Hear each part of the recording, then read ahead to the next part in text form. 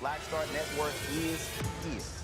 Hold no punches. I'm real revolutionary right now. Support this man, Black Media. He makes sure that our stories are told. Thank you for being the voice of Black America, Roland. Stay black. I love y'all. All momentum we have now, we have to keep this going. The video looks phenomenal. See, there's a difference between Black Star Network and Black-owned media and something like CNN. You can't be Black-owned media and be scared. It's time to be smart. Bring your eyeballs home. You dig?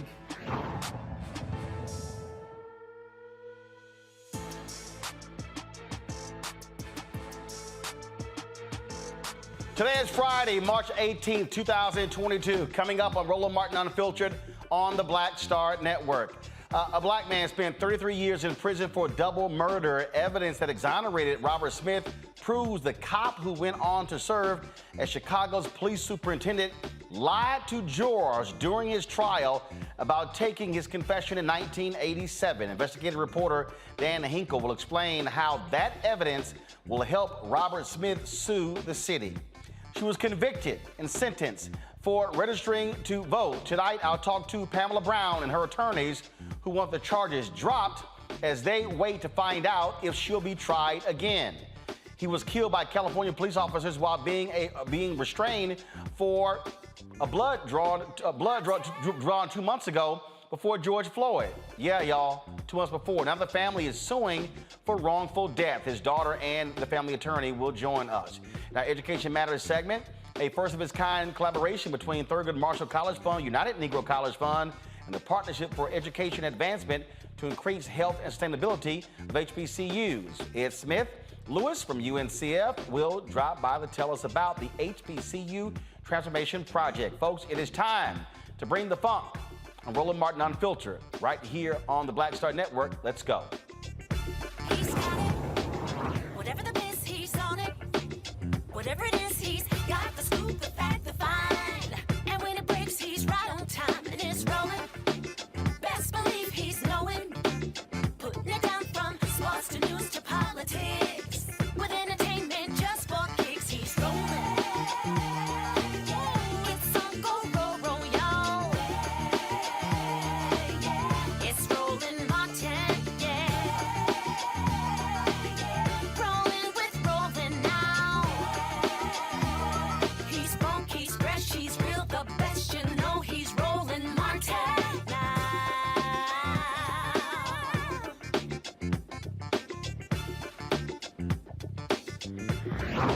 Martin.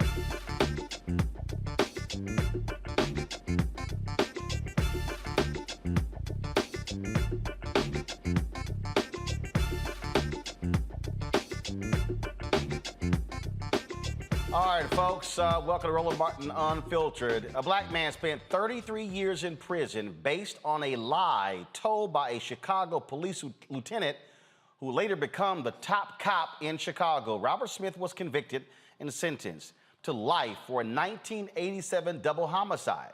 He was primarily convicted on the testimony of Philip Klein, who said Smith confessed to the murders.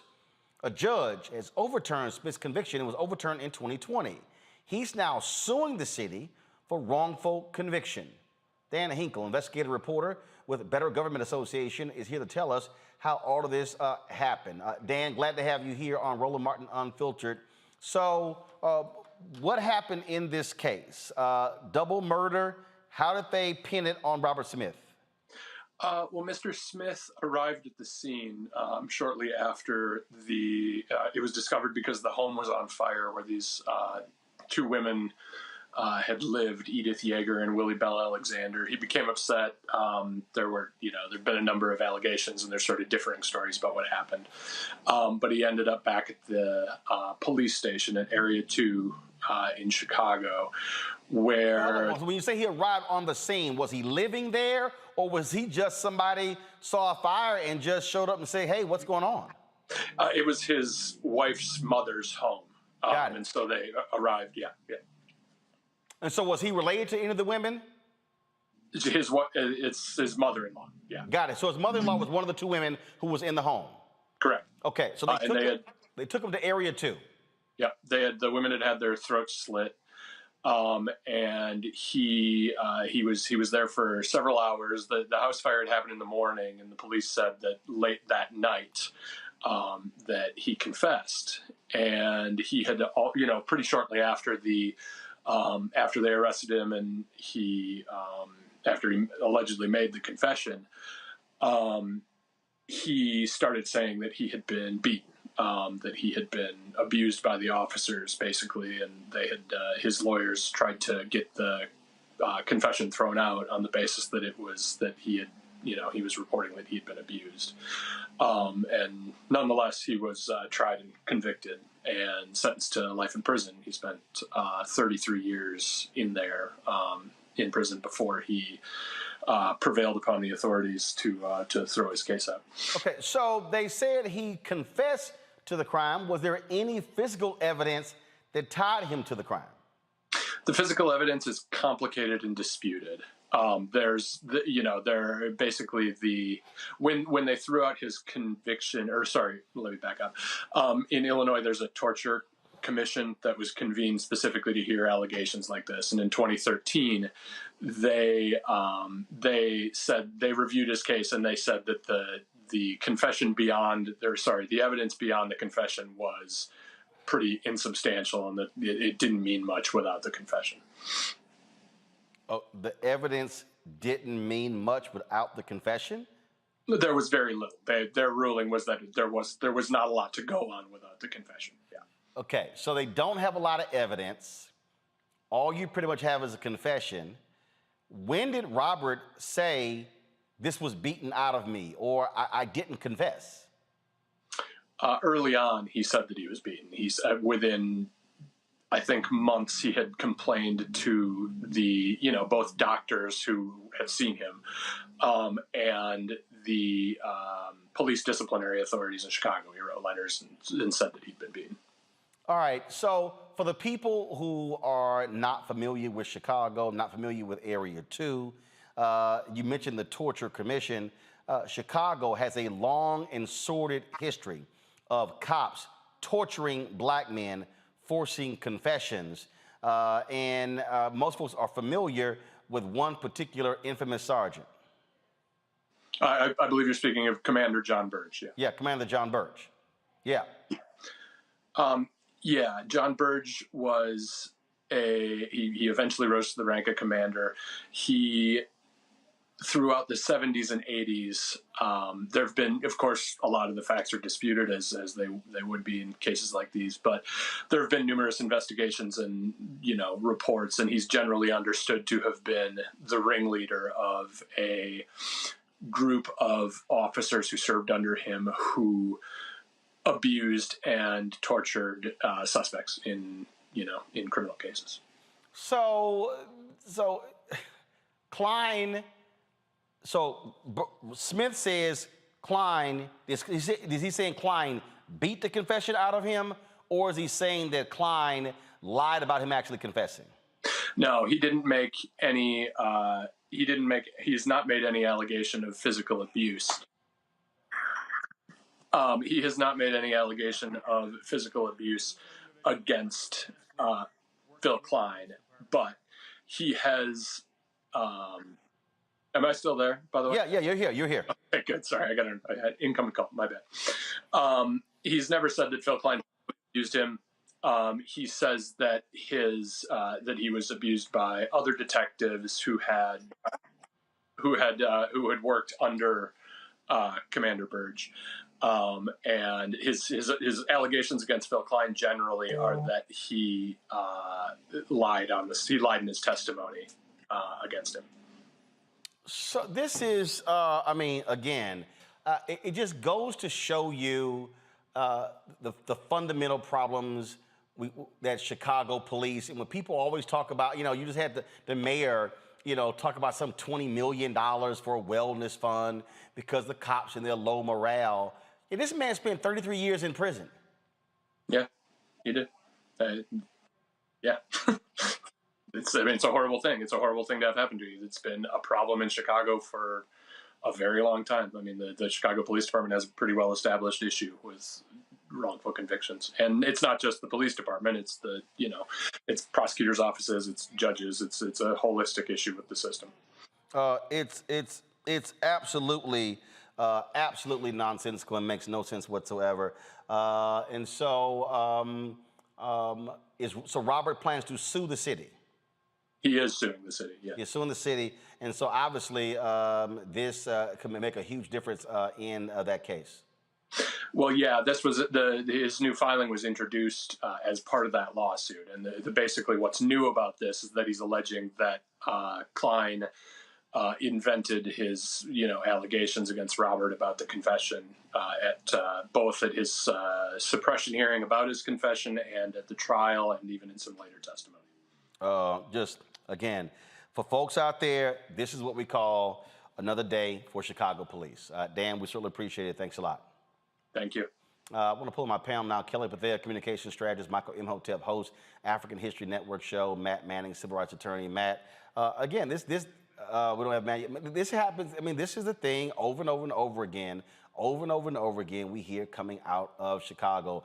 Michael, you're not far. You're there in Detroit. When we hear these examples, and then people go, "Oh, but that's sort of one cop." No. Okay, when it keeps happening, it's called a systemic problem. Right, systemic problems, especially in the Chicago Police Department, and this is not. I think the last count, I think there's like 16,000 officers in the Chicago Police Department, something like this. So I'm not saying all of them are guilty, but when you go study John Burge and you go study the Black Ops detention site that they had in Chicago, that where in Spencer Ackerman for the Guardian. I think he was the one that broke this story a few years ago.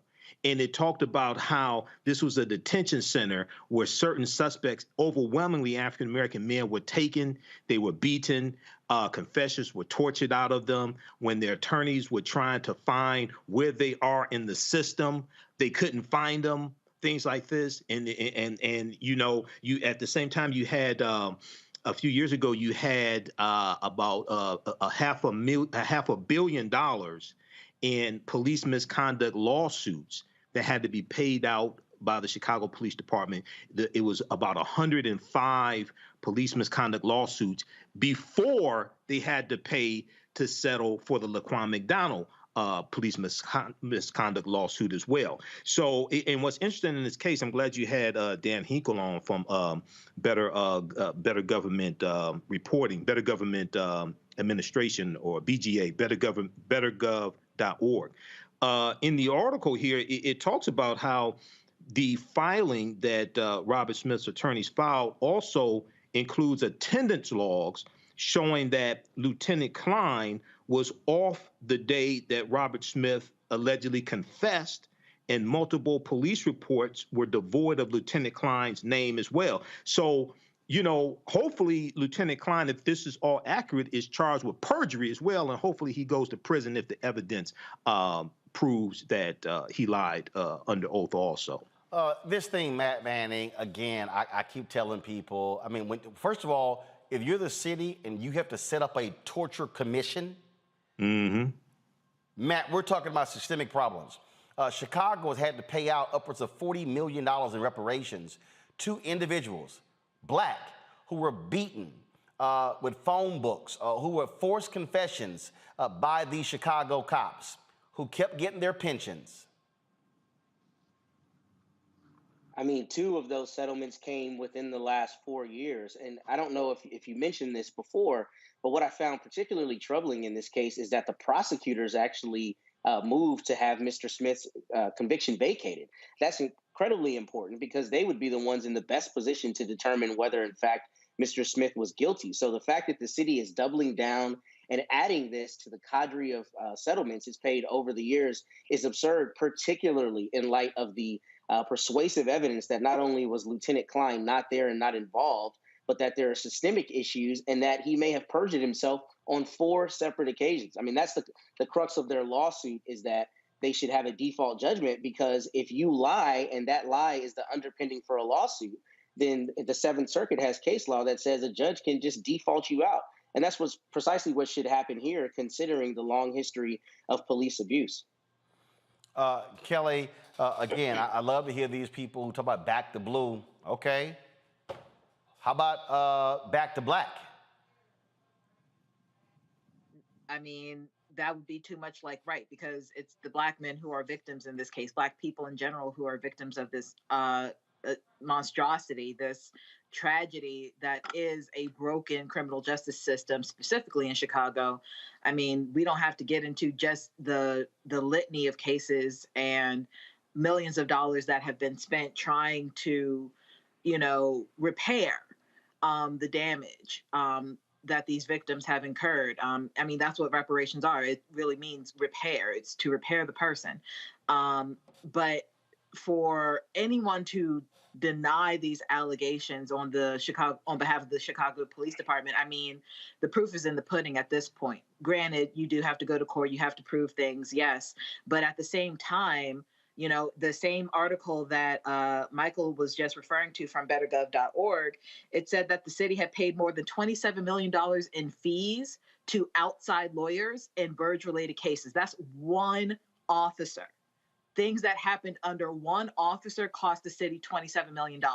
And then taxpayers paid more than $80 million regarding settlements, reparations, and other costs tied to this one officer. So you're talking about well over $100 million regarding cases pertaining to something that happened under one officer. So I can only imagine how much the city would have to pay if every single officer who did something, atrocious, which according to the history of Chicago is quite a few, how broke would Chicago be should all of their dirty laundry be aired out? This thing it just keeps happening, and I love the people who all of a sudden they complain about Black Lives Matter protesters, but it's amazing how quiet they get when it comes to the multi-million-dollar settlements and a person like Robert Smith spending 33 years in prison. Yeah, this is what Philip Klein looks like. Show it again. This is the guy, and he became the top cop. No, you have it, guys, right there in video playback. Come on. Thank you. That's the top. He was the top cop. He was the superintendent of the Chicago Police Department. That right there is what you call shameful, shameful, shameful behavior by cops in this country. All right, folks, let's go to our next story. And again, we go through this repeatedly when we're talking about these officers, when we're talking about the conduct of police officers, and they just continue all across the country. They continue in Los Angeles. They continue in Chicago. They continue in St. Louis. We did a story yesterday of a cop in Kansas City, and it just goes on and on and on. And at some point, we're going to see changes happen in this country, which also begs the question, where you at, Senator Tim Scott? What's the problem with the George Floyd Justice Act? All that talk, all that back and forth that he was running his mouth about, how we're going to do right by the families. Nothing. And he is the one standing in the way, trying to blame Democrats. No, you can't blame Democrats. for that one because you were standing in the way. And Republicans, again, love to tout police and support the cops and critical of defund the police. How about you stop funding lawsuits? How about you stop funding settlements? But no, they don't want to do that. They want to continue to play these games and then get mad at us for highlighting it, get mad at us for raising the attention, get mad at us when we then begin to show people exactly what is going on. And again, we're supposed to sit here and say, oh, well, you know what? It's just a few bad apples. No, it's not. This is endemic. This is systemic. And it's happening far too many places in America. All right, folks, got to go to a break. We come back, we'll talk more about a variety of stories, including HBCUs banding together in a transformation project. We'll talk about that. Also, our Black and Missing of the day. In addition, we'll talk to Pamela Brown, a Black woman. Why they send us to the jail for trying to vote? But you got these folks like the governor, the son of the governor of Virginia, who tried to vote in the wrong place twice and not arrested. Everything's all good. You're watching Roland Martin Unfiltered right here on the Black Star Network.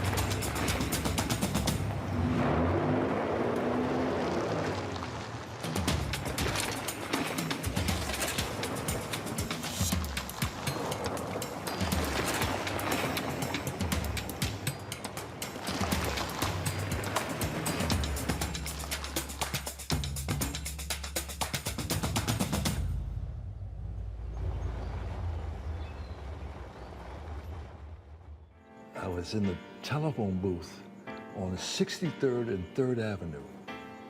Brought my coins in and dialed a number. Mr. Parks, this is Richard Roundtree. Oh, yeah, yes. Well, you know, it looks like you got the role. I didn't know whether I'll go blind. Oh, really? Okay, well, wait. You can't tell anyone. Can I tell my parents? And I'm walking around town, and my fellow actors and models are saying, hey, you know what? Tree, I think I might have gotten that role. You hear this 2 or 3 different times. Right. Like, did he well, wait a minute. Was I dreaming that? Or then Gordon calls me up. I call Gordon, and he says, we're having the press announcing you are the Shaft. I get in the limo, when I pull up and saw this, oh, Lord. What we used to call, I'm shitting in high cotton. Yes, in high cotton, yes.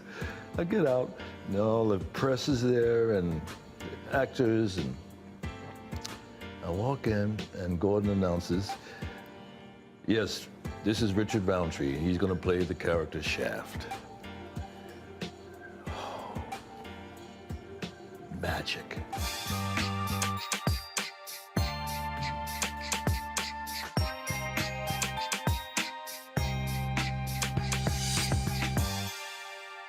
What's up, y'all? I'm Will Packer. Hello, I'm Bishop TDJ. What up, Lana Well, and you are watching Roland Martin Unfiltered.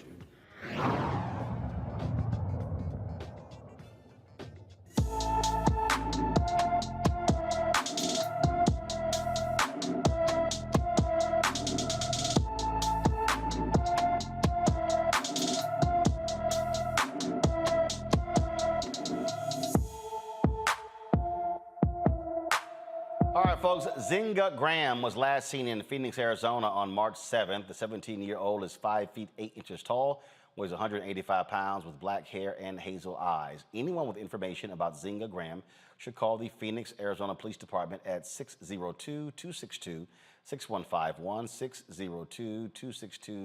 602-262-6151. Folks, hundreds of Howard University faculty members say they are ready to go on strike next week over complaints of unfair working conditions. Of course, a couple days ago, several university faculty members, students, and alumni leaders rallied in support of the school's faculty as they argue what is low pay for non-tenured full-time teaching faculty and adjunct professors. We had two of them on the show. They told us the university had until today to meet their demands or they would go on strike. We got word they are still in talks. We will keep you updated on the situation. Howard has 150 non-tenured non-track full-time faculty and more than 200 adjunct professors represented by the Service Employees International Union Local 500. Folks, creating respectful and open world for natural hair, known as the Crown Act, passed the House today.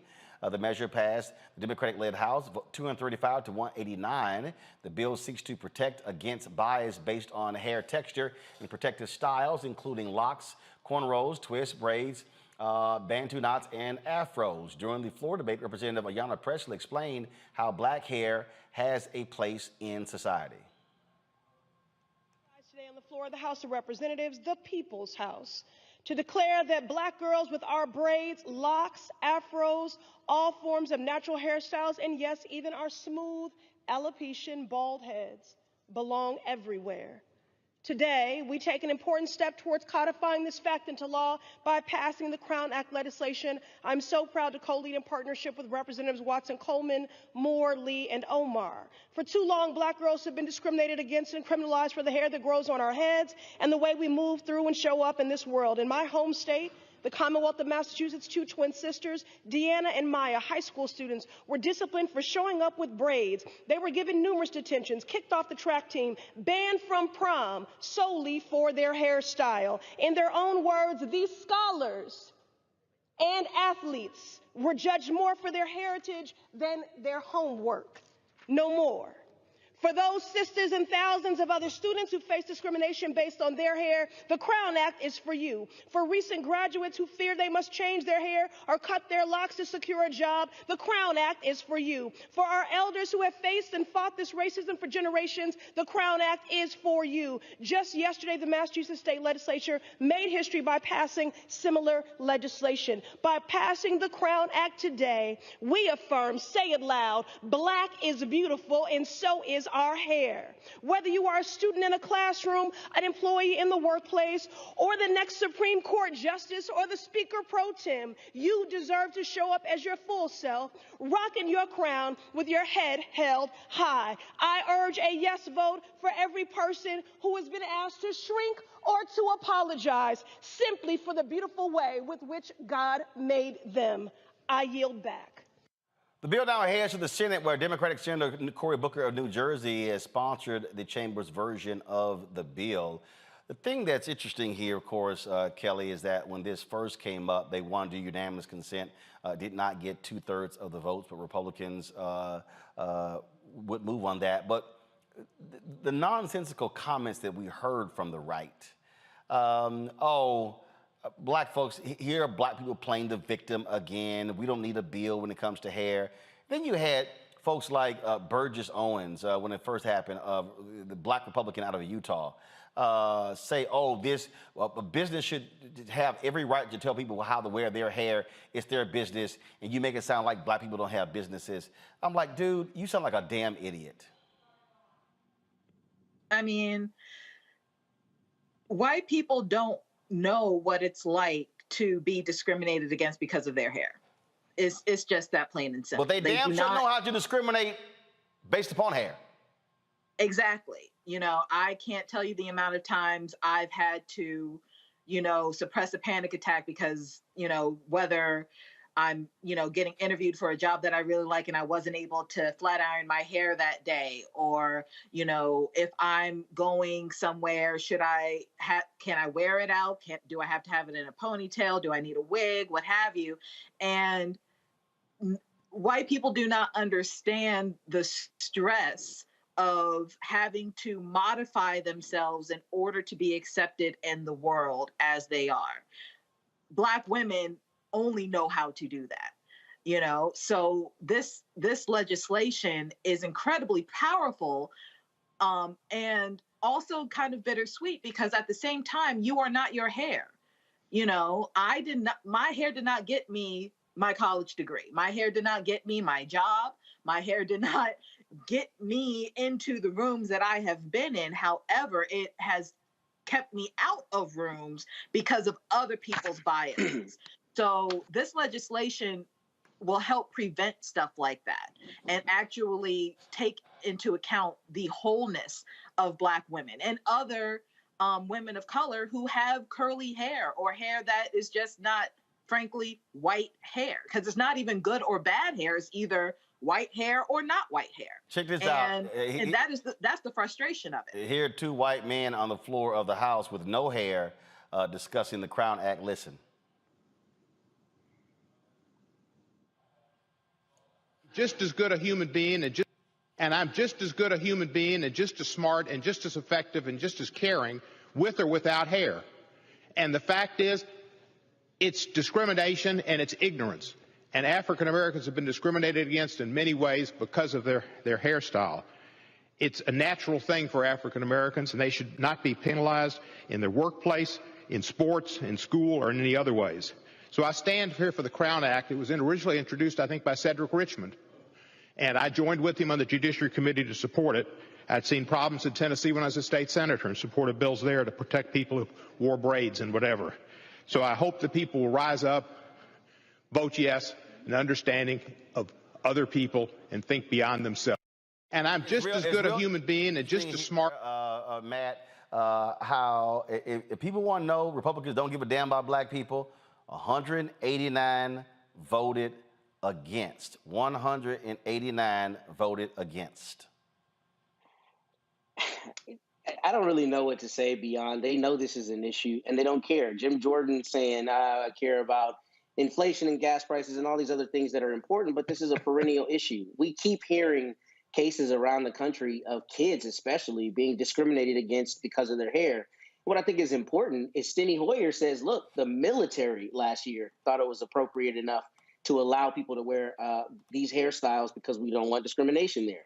So the idea that that shouldn't be expanded to the American people at large is absurd, particularly where we continue seeing high-profile cases where especially young people are being discriminated against for hair that is synonymous with their heritage. And that's the thing here. Look, this is a dog whistle, right? Because white people aren't being discriminated against for their hairstyles, by and large, the way Black people are. So to go along with what Al Green said, the congressman, you know, the idea that this is not what the American people want excludes Black people from the American people. And Black people are unfortunately continuing to be discriminated against because of our hairstyles. So I think the Republicans don't care. They're signaling that to us. And I think that the fact that this continues happening, you know, belies why it should be addressed through legislation. So I'm glad they've done so. If you want to see dumbasses, look at the dumbasses in the White House press corps. This literally was a question that was asked today by one of these idiots in the White House press corps. Listen to this. About that. And then I have like a fun Friday question. Okay. The House passed the Crown Act, which bans discrimination based on hairstyle. Mm-hmm. Is this something the administration supports? Would they sign it into law if the Senate passed it? I have seen that. I have not talked to our legislative team about it. I'm happy to do that, and we'll see if we can get you a fun Friday answer back. Go ahead. About.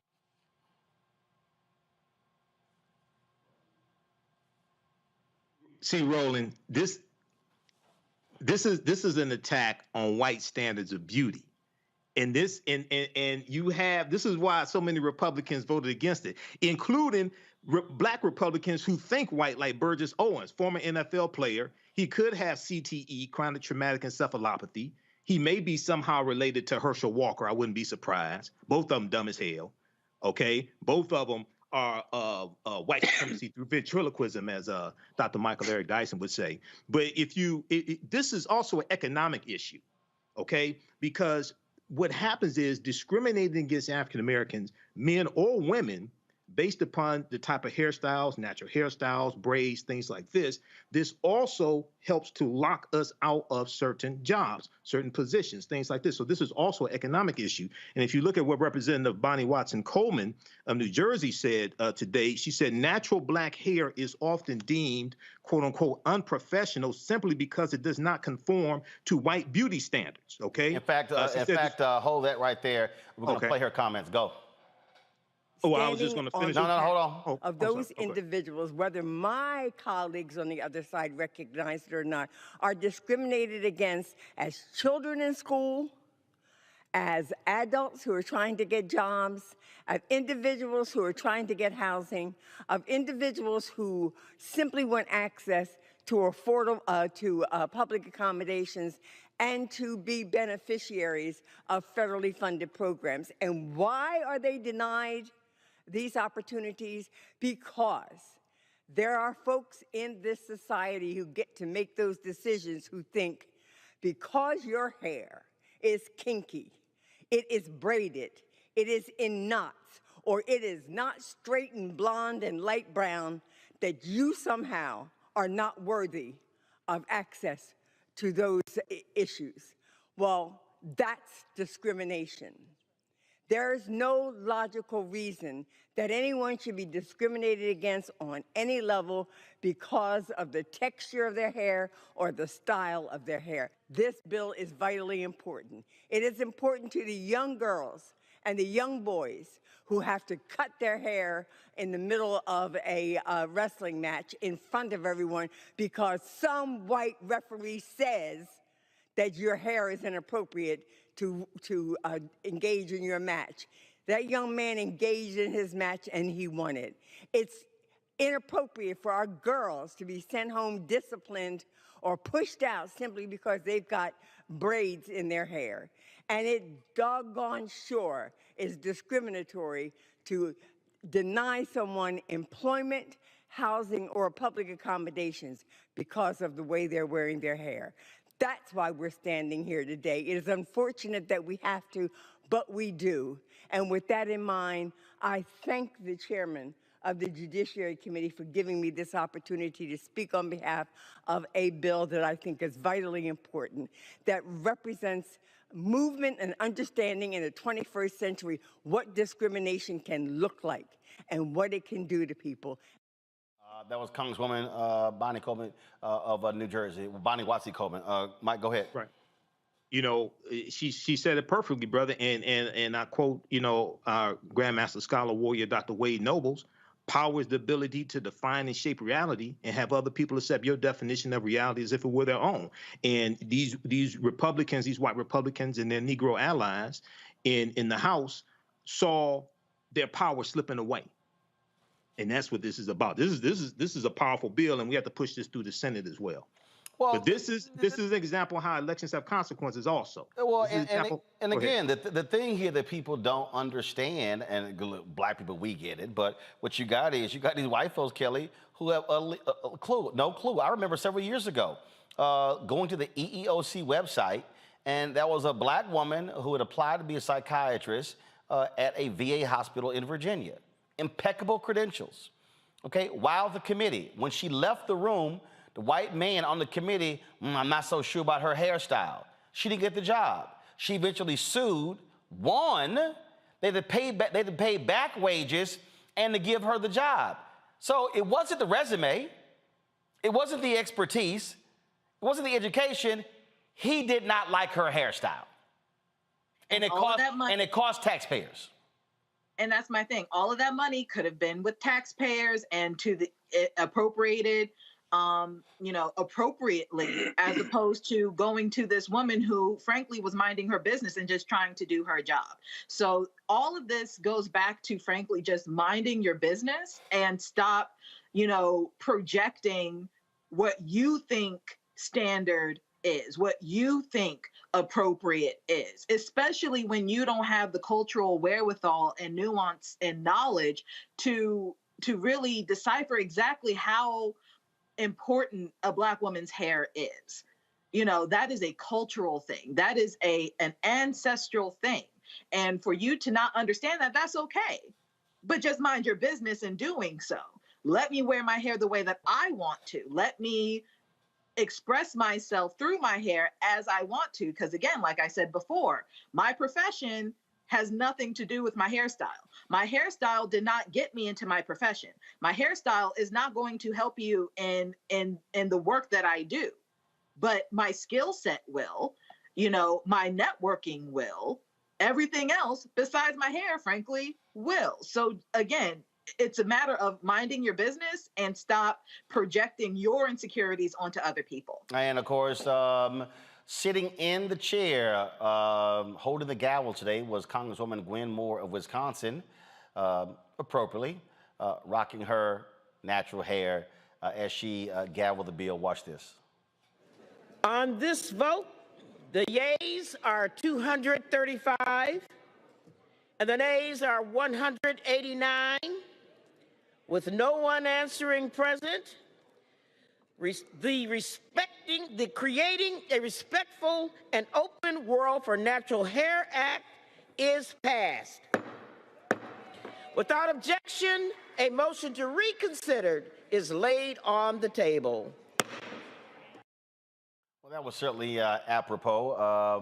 Matt, as a civil rights attorney, when you listen to the different members stand up and they talked about different cases, or you listen to Congresswoman Ayanna Pressley of Massachusetts talk about what black girls and black boys have had to go through, we all remember that video. We all remember that video, if you will, of the brother who was a wrestler, where the referee said, "Oh, unless you cut his hair, he's going to lose the match." Not a damn thing to do with his physical ability.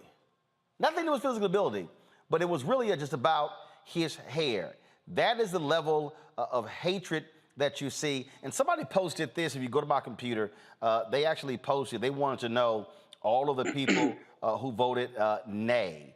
And of course, it's Republicans. So when you go down this list, so when y'all see this right here, when you go down this list, when you see all of these nays here, these are Republicans. I see Kay Granger, the former mayor of Fort Worth, on here. I see Dan Crenshaw of Texas, Hal Rogers, Chip Roy. It goes Mo Brooks of Alabama, all these Republicans. And so I just want people, that fool Louis Gohmert, Ronnie Jackson, that fool Daryl, that fool from Texas, used to be Trump's doctor.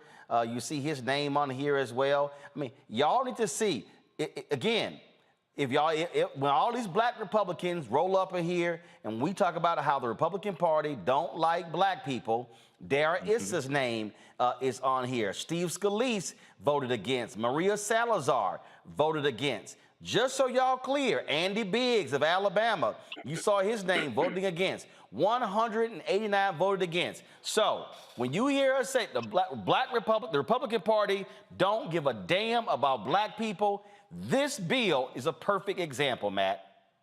Yep, it's part and parcel with what they do in every aspect when it comes to dealing with black Americans, dealing with race, and dealing with historical inequities. I mean, look, after my first year of law school, I cut my locks because I was afraid I wouldn't get a job.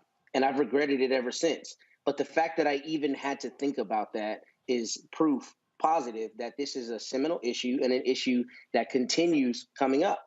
And it's an issue that we know we've seen play out on the national scale. I mean, the fact that this young man is having to cut his hair to compete in a wrestling match that he ultimately wins shows that the prowess is in, or rather, he has the prowess to win. It's not about his hair. So Republicans keep telling us that, and sometimes we don't listen, but this is another thing that shows that they don't care. And in fact, one of the things that I think some of the opponents were saying is that, oh, the 1964 Civil Rights Act covers this, but we know that it's not strong enough because we need specific legislation considering how often this happens and how often we're having to discuss these issues, particularly with young people who are being discriminated against. Again, when we look at, again, who votes, who doesn't, all y'all folks who say, man, this stuff don't matter, it does matter. Because here's the other piece. If Democrats did, listen to me folks clearly, if Democrats did not control the U.S. House, this bill does not get passed. Now the question is, are we going to see 10 Republicans have the guts to support this bill? And then will Democrats actually go ahead and pass it by breaking the filibuster? That's what we'll see. Michael, go ahead. Very quickly, I wanted to say quickly two things. I encourage everybody to go to congress.gov. Look up these bills like the Crown Act, because at congress.gov, you can see who voted for the bills and who voted against the bills. If your member of the House keeps voting for bills that you advocate for, you got to rally to vote them back into office. If your member of the House and Senate keep voting against bills that you advocate for, regardless of whether they're Democrats or Republicans, you got to vote them out of office. And then you mentioned Chip Roy of Texas. Chip Roy also voted against, he was one of the 3 Republicans in the House who voted against the Emmett Till anti-lynching bill as well. Okay? And when you go read Chip Roy's statements, and blackamericaweb.com has an article about this, he talked about how lynching is a metaphor for justice. He's from Texas.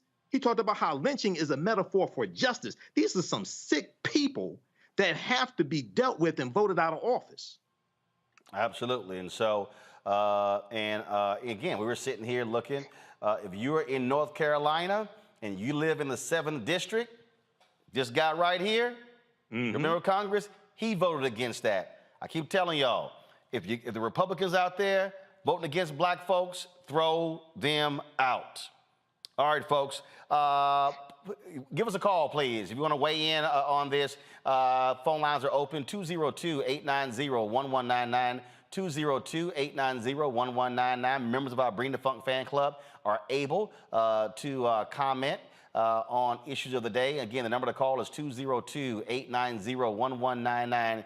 Your thoughts about the Crown Act, please give us a call. All right, folks, got to go to a break. We'll be back on Roland Martin Unfiltered right here on the Black Star Network.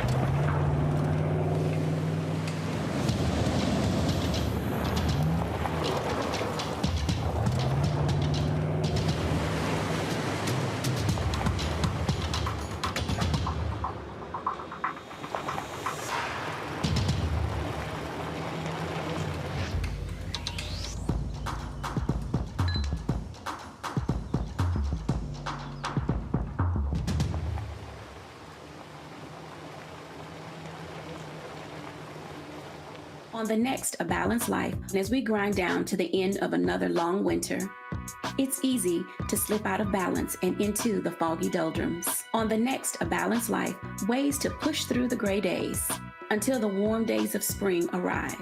Join me, Dr. Jackie, on A Balanced Life on Black Star Network.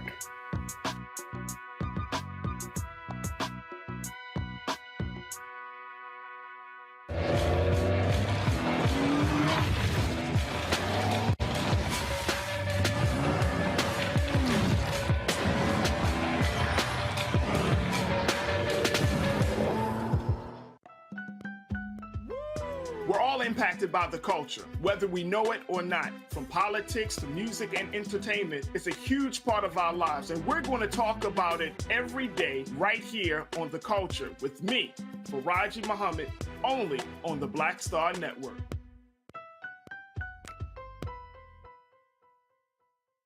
Hello, everyone. I'm Godfrey, and you're watching Roland Martin Unfiltered. And while he's doing Unfiltered, I'm practicing the wobble.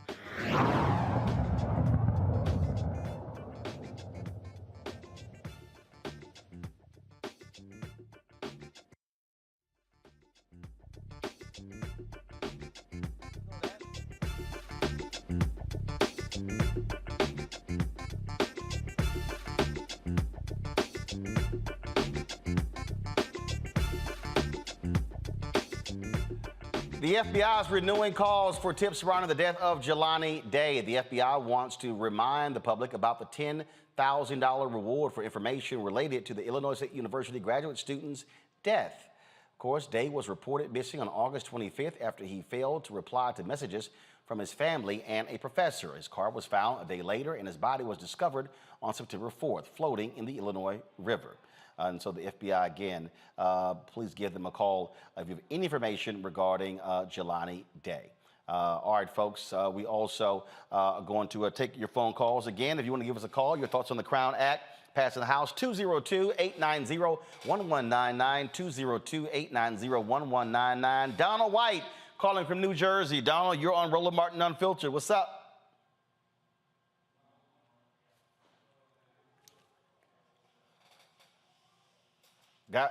Guys, why are we going to black? Come on. Thank you. Thank you. All right, go to the phone lines. Donald, what's on your mind?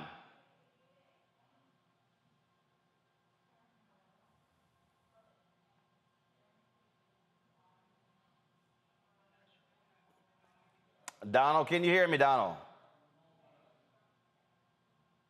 All right, you guys let me know. I'm going to do this BLM story. You guys let me know what's happening with the audio lines and get this fixed, all right?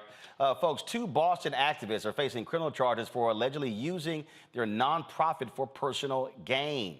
A federal grand jury indicted activist Monica Cannon Grant and her husband Clark Grant with wire fraud, mail fraud, conspiracy, and making false statements to a mortgage lending business, to a mortgage lending business.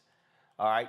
Now, the 18-count indictment alleges that between 2017 and 2021, Cannon Grant applied for numerous public and private grants and received donations to her nonprofit, but used that money for personal expenses. The couple founded Violence in Boston in 2017 to reduce violence and raise social awareness and racial equity in Boston. Now, when we saw this story, the folks at the root called them BLM activists. But one of the groups that actually provided them funding was the Black Lives Matter chapter there in Massachusetts. So they're not BLM activists. They have their own organization. This is what happens when the right wants to slap BLM on anything, okay? The thing here, what we're dealing with here, we've seen this many times before, Matt, that is, people have to understand, when it comes to grants, especially you're getting federal grants, you're dealing with federal dollars, federal crimes. And so, again, these are allegations. They are innocent until proven guilty. This is why we encourage folks to be when you start applying for grants, be very particular in terms of how they're used, because folks are always watching, especially for black activists. We can't hear Matt. Guys, y'all got to fix the audio issues. What's going on? Matt, are you on mute? Or is it on our end? There we go. I can hear you. There we go. You hear me? Okay. I would say in addition to that, Roland, what I would add is you have to be particularly fastidious if you have nonprofit status, because when you have a nonprofit, there are a lot of rules that apply to that. So not only be very careful and make sure you have great record keeping when you have a grant that you receive, but also if you have a nonprofit, you have to make sure you adhere to all the rules, because the IRS and the feds will be watching that to make sure you're doing the right thing. So there are unfortunately a lot of people who have issues with this and get caught up behind this.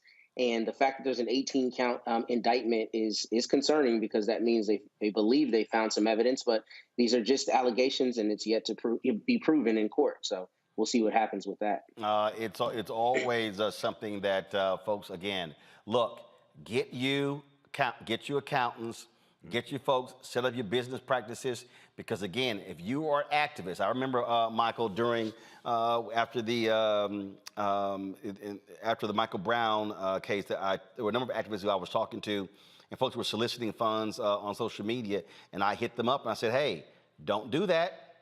I said, run that through a fiscal agent. I said, be sure everything is accounted for. I said, because remember, they can hit you on tax charges in terms of what you owe. Folks, look, activists always got to be careful.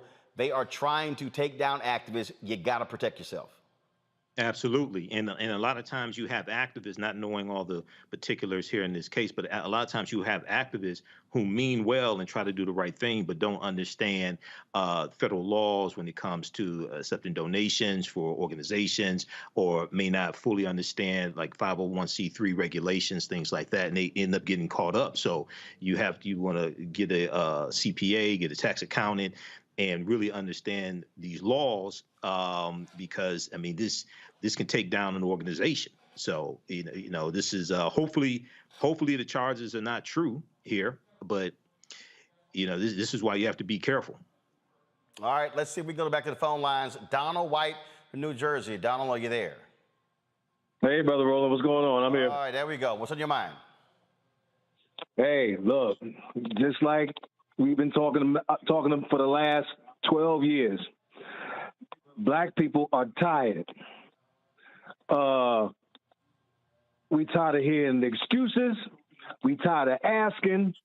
And bottom line, all they know is violence. So we're going to have to hit them back the only way we know how.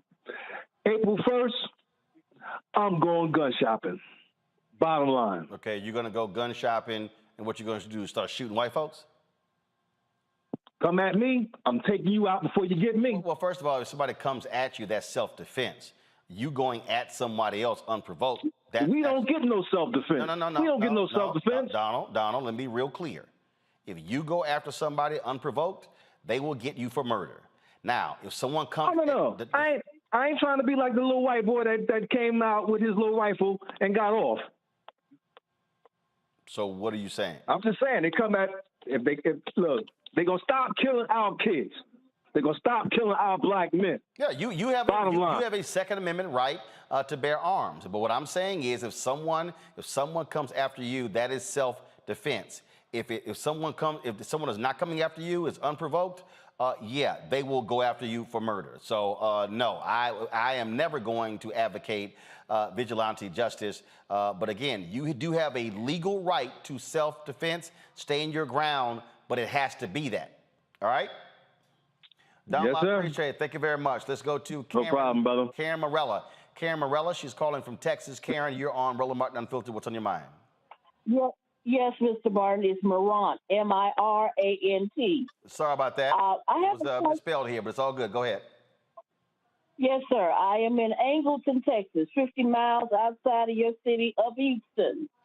I have a question regarding the Crown Act that was introduced in the state of California by my childhood friend, Holly Mitchell. Yep. But regarding the federal act, with Mr. Manning, I have a question for Attorney Manning. Yep, go ahead.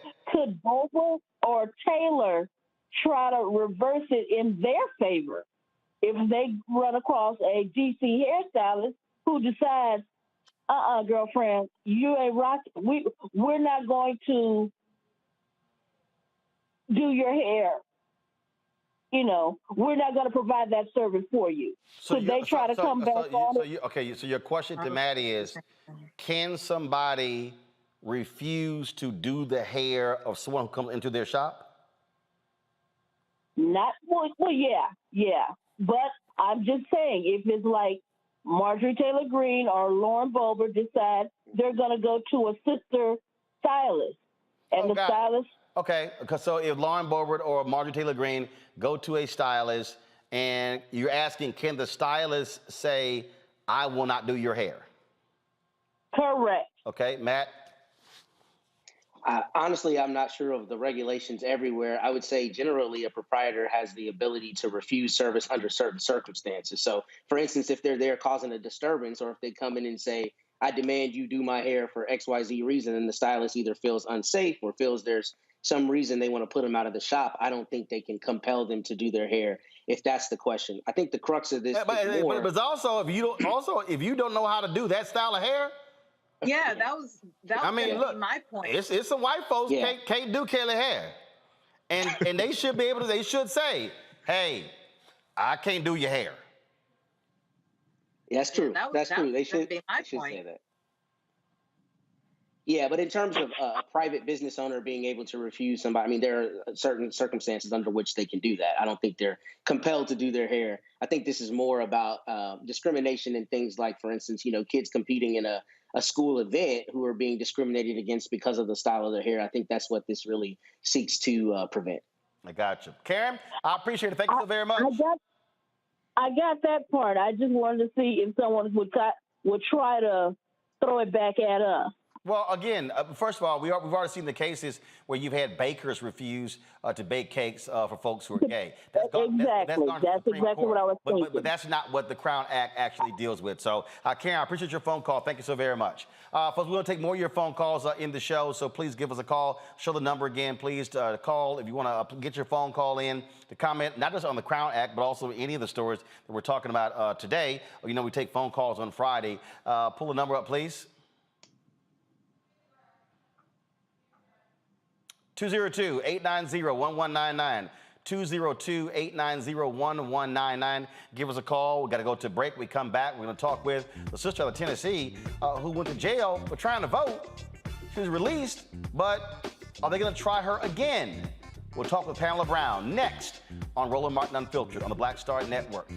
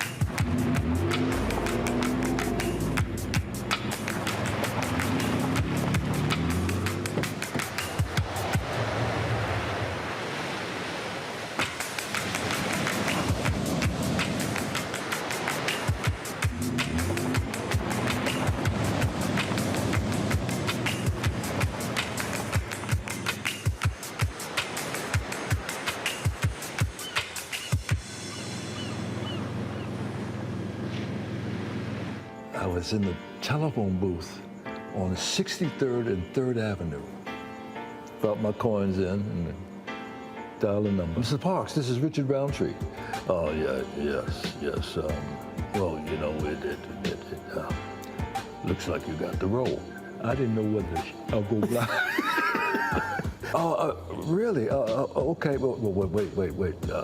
You can't tell anyone. Can I tell my parents? And I'm walking around town, and my fellow actors and models are saying, hey, you know what? Tree, I think I might have gotten that role.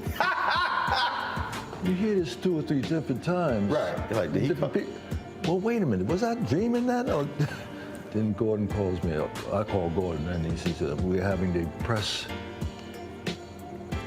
announcing you are the chef. I get in the limo, and when I pull up and saw this, oh, Lord. What we used to call, I'm shitting in high cotton. Yes, in high cotton, yes. I get out, and all the press is there, and the actors, and I walk in, and Gordon announces, yes, this is Richard Roundtree, and he's going to play the character Shaft. Magic.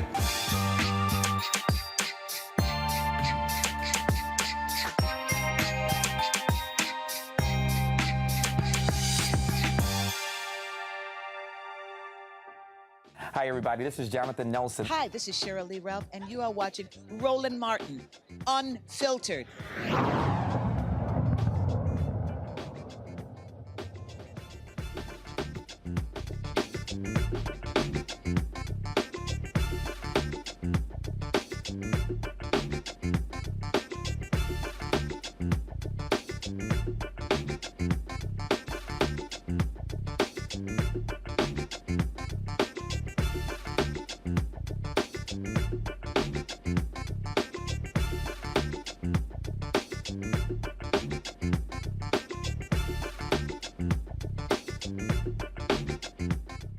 right, folks, you're watching on YouTube and Facebook. Hit those like buttons and the share buttons, okay? We're at 333 likes on YouTube. We should easily be at 1,000 by the end of this show. So it's more than 1,000 of y'all watching right now. So hit the like button right now, okay? Do that. Also, please download the Black Star Network app. Our goal is to get 50,000 downloads. Folks, you can go to download it to your Apple phone, your Android phone, Apple TV, Android TV, Roku, Amazon Fire, Xbox One, Samsung Smart TV as well. And so, again, you can watch the show right there on all of those platforms. And again, you want to support what we do? We appreciate you joining our Bring the Funk fan club. Our goal is very simple. It's to get 20,000 of our fans contributing at least $50 each a year. That's $4.19 a month, 13 cents a day. That will raise about $1 million to allow us to fund our staff and the things that we go cover all across this country. We don't have millionaires and billionaires funding us and providing resources to us. And so this really is about us being able to control our narrative, control our story, and to be able to provide you the kind of content you see every single day with this show, of course, 2 hours a day, in addition to our 5 shows on the Black Star Network app. And so Cash App is $RM Unfiltered. PayPal is R Martin Unfiltered. Venmo is RM Unfiltered. Zelle is RolandSMartin.com. You can send a check or money order to P.O. Box 57196, Washington, D.C. 20037. Again, P.O. Box 57196, Washington, D.C. 20037. Shout out to Montre Jones, who gave during the show. And let's see here. I got a few others in here, so I'm going through trying to give them a shout out as well. And so I'll do that in a second. So again, if you give during the show, I'll give you a shout out before we get off the air. All right, folks.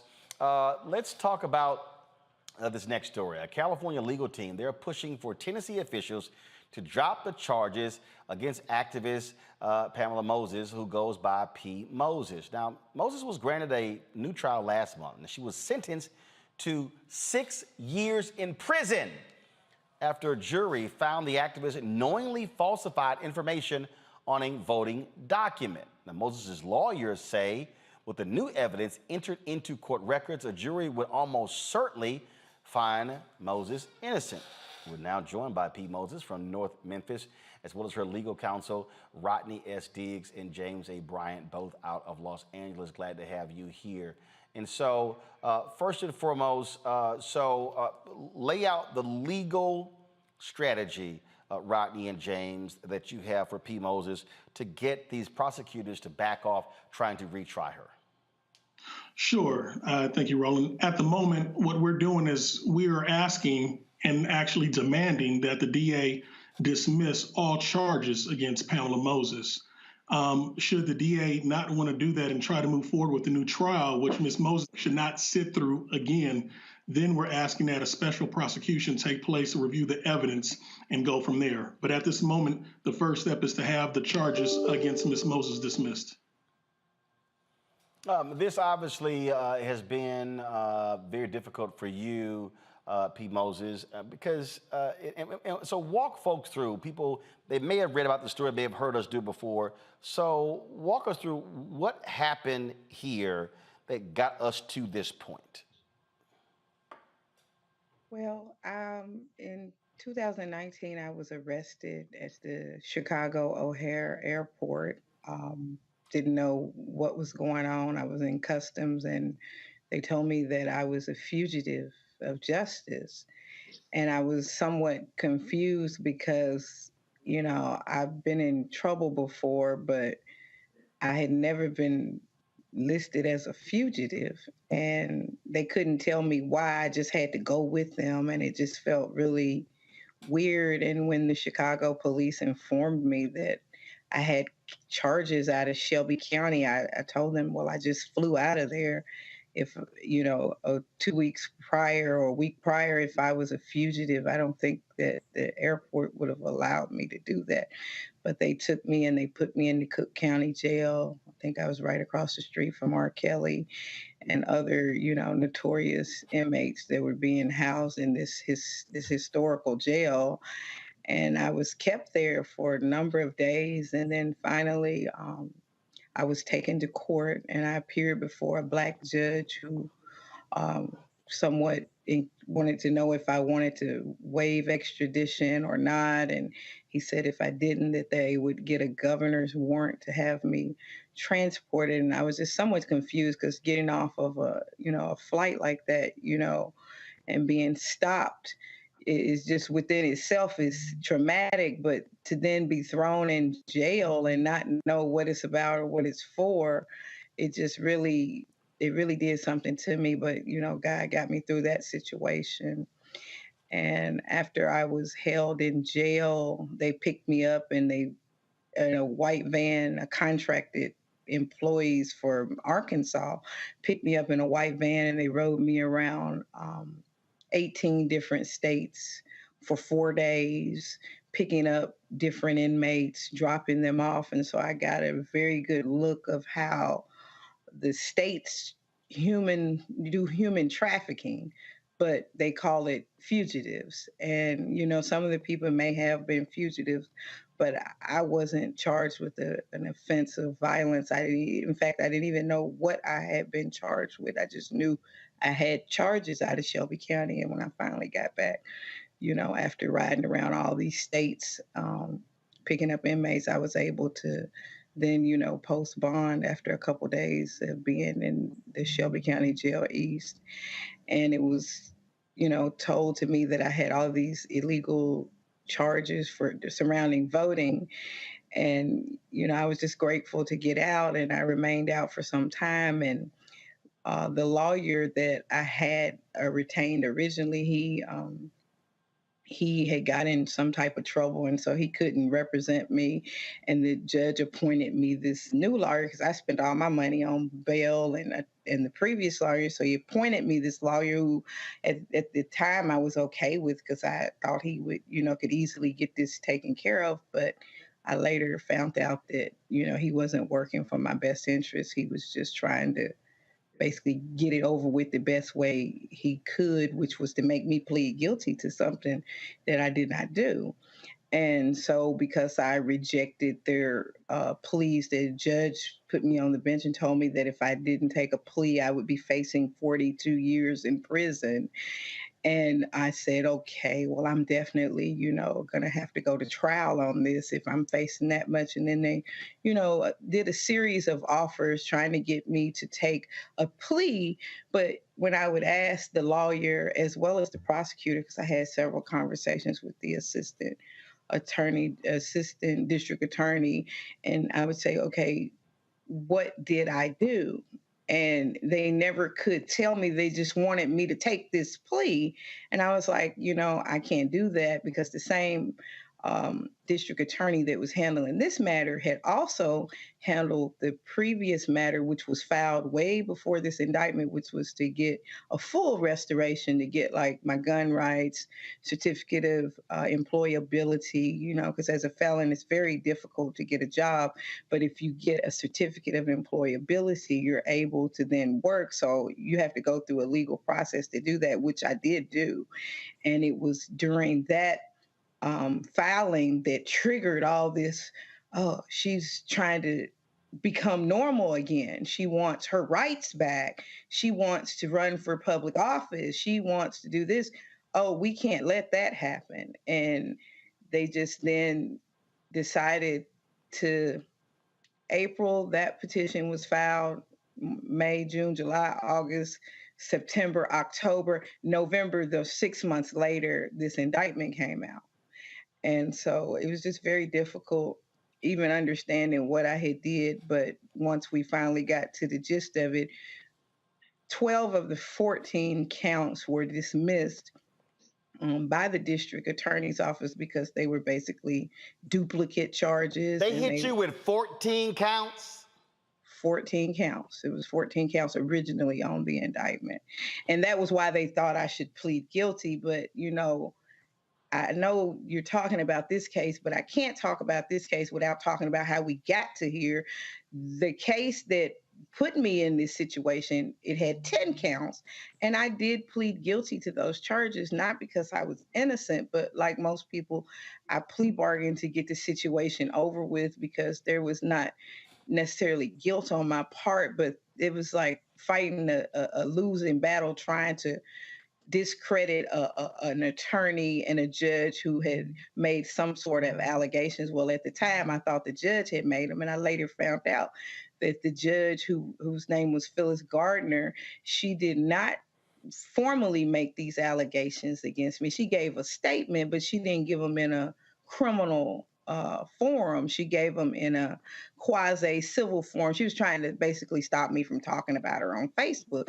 And she was granted that order of protection, but I appealed it. And after I appealed it later, she did, withdraw the order of protection voluntarily. She dismissed it, but that was after I had already pled guilty to all this other stuff. But the judge didn't ever call the police. She never called the sheriff and said, hey, I want to press charges against Ms. Moses. She basically had an ethics complaint against her. And the ethics attorney, Virginia Bozeman, she contacted the district attorney and made all these allegations against me. And so because I did, say stuff about her on Facebook, I didn't threaten her or stalk her and all the things that they said, but I did say that they were racist and, that people shouldn't vote for her and that they should bring civil rights charges against her because I did do that. I went ahead and pled guilty to this because at the time I didn't have any money. I was being held on a $500,000 bond, and that was the only way I could get out. And so I pled guilty to those charges. I served my time. I tried to re-enter into society like anyone else who had served their time. The only thing, that was left were the misdemeanor charges, which were separate from that, which have nothing to do with voting. But I went through the process. I went to the judge, asked him to say my time was over. He said it wasn't over, but mind you, the judge that I went to say that my time was over was not the original sentencing judge. He was a special judge that had been brought in after the Tennessee Supreme Court appointed him, after every judge, I think maybe 20 judges or somewhere, every judge in the 30th District of Tennessee refused to hear my case. And the judge who sentenced me, he refused to do anything else with the case because I think he realized that he had made a mistake. So he just didn't want anything else to do with the case. So the judge that they appointed, Judge Acree, a very nice judge out of Dyersburg, he was basing his decision on the transcripts and the judgment sheets, which were unclear. So, the defendant is never right in Memphis. The defendant is always wrong. They're never going to side with the defendant. So he basically said, you're still on probation, but he never clarified what type of probation that I was on. But the Department of Correction, who is in charge of calculation, and I believe you had Dr. Anya Wu, my other attorney, who was representing me zealously in the sentence hearing. He tried to explain that to this new judge that Ms. Moses went to the right place. This is the keeper of the records as far as the tabulation, and they said that she was not on probation anymore. In fact, they signed off on my certificate for voter restoration, and that's how this came about.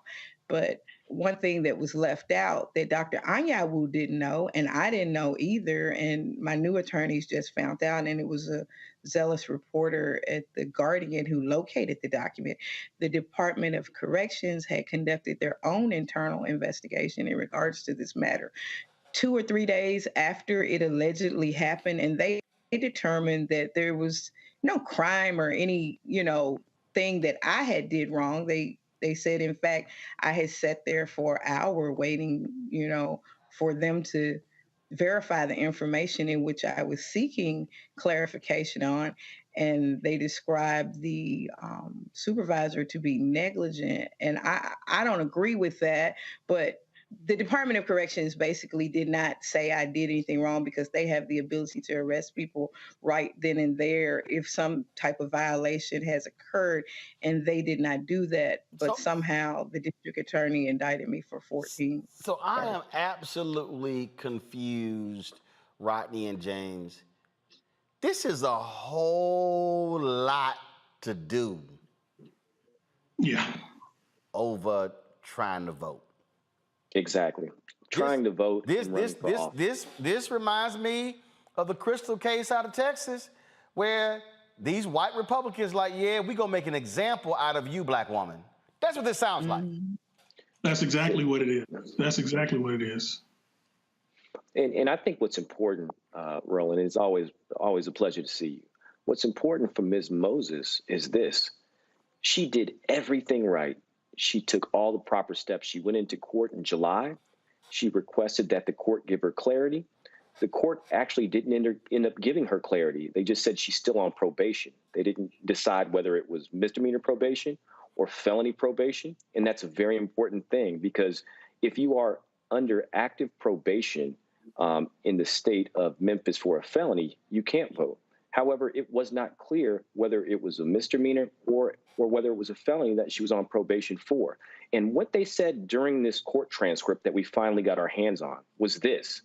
Both the judge and the prosecutor agreed that it was the Department of Corrections who actually makes the proper calculation for how long one is on probation. And because of that, and because there was no clarity in this hearing, just 2 months later, Ms. Moses does the right thing. She goes down to the Department of Corrections to get clarity from this supervisor who spent over an hour researching and trying to decide what happened and whether or not she was still on felony probation. And at the end of the day, he specifically stamped on this particular document, you have the ability to have your rights restored. And this was after going through computers, going through the data system, making phone calls to his higher ups, and they made that conclusion. And with this one document, Ms. Moses, who only wanted her rights as an American back, she went down and she filed that document. And guess what? That document that she didn't even prepare, that she didn't stamp, Shelby County convicted her of submitting a fraudulent document, knowingly submitting a fraudulent document. And that was absolutely the travesty here. She had nothing to do with that. And that's the only charge they can hold her with. And Roland, 6 years. 6 years, you have people who have stormed the Capitol, beaten police, and they can't even get more than a couple weeks in jail. And they were going to take Ms. Moses and make her sit in jail for 6 years for something that she relied on based upon not only the judge, the prosecutor, but also the Department of Corrections. And that's what's wrong. And that's what we will fight. Matt or Michael, any questions for the two attorneys and P. Moses? I do have a question. Oh, go ahead. Matt Manning first. Go ahead. Yeah, well, my question for you all is this. Is there not a basis for a dismissal for this case on the standpoint of prosecutorial misconduct? Because what frustrates me beyond the gross miscarriage of justice here is the fact that the state had in its possession mitigating evidence, and actually evidence that shows Ms. Moses' innocence, right? So she was prosecuted without all the evidence to show her innocence, and the state is the one that has the sole duty to prove the case against her. So it seems to me there should be a basis for that, but I don't practice in Tennessee and I don't know the law there. Is that something that y'all have considered? And if it's not something that's applicable, why is that the case? Well, the district attorney at this point has said that they weren't aware that this document existed. They have been very clear on that. They said that it was somehow in the personnel file of this particular individual, and the Department of Corrections had not delivered that particular document to them. And so even though it is part of what we call a Brady violation, this, regardless of whether or not the district attorney was aware of it, all evidence that is within the state's file, they have a duty to turn those documents over. And again, that's why a new motion, or the motion for new trial, was granted on that particular situation. However, we haven't really, because of the stance of the district attorney saying that they've tried to make it clear, we didn't know about this document. We had no clue. It's not on us. It's the Department of Corrections. We're trying to get to the bottom of that. But again, you absolutely better believe that we are looking into this Brady violation, because nonetheless, you have a duty regardless to turn over any evidence that could exonerate an individual or would be supportive of a potential not guilty verdict. So yes, I mean, we're looking into that. And those are things that we're discussing amongst our team. And if I may, Roland, very quickly, it's common for prosecutors to contact witnesses in a situation like this and say, provide all of the documents that you have. So the idea that the prosecutors are still going forward with a case where they have demonstrable evidence proving Ms. Moses' guilt, or rather innocence, pardon me, is a travesty of justice. And it just makes no sense unless it's purely a political thing where Wyrick's office does not want to have egg on its face for choosing not to go forward on this case. No, you're absolutely correct. We're demanding that Amy Wyrick drop the charges and believe that, this is retaliation for Ms. Moses speaking out numerous times against Ms. Wyrick. But, on this instance, her office now has all the evidence to exonerate Ms. Moses, and we're demanding that the charges be dropped immediately. Michael. All right. Well, first of all, Ms. Moses, you are a true warrior, so I want to thank you for your perseverance. But I was just trying to find out from the attorneys, I've been following this case somewhat, the documentation that caused Judge Mark Ward to order a new trial. Can you give us a little insight what that documentation is? And then also, are you all looking at, I know she suffered from a severe case of COVID-19 while in jail as well. Are you all looking at a civil lawsuit once you get charges exonerated? So at the moment, what we're doing is we're just looking at all the legal options that Ms. Moses has at the moment. But what we're focused on first is actually having the cases dismissed. And so the next hearing date is April the 25th. We'll be out there.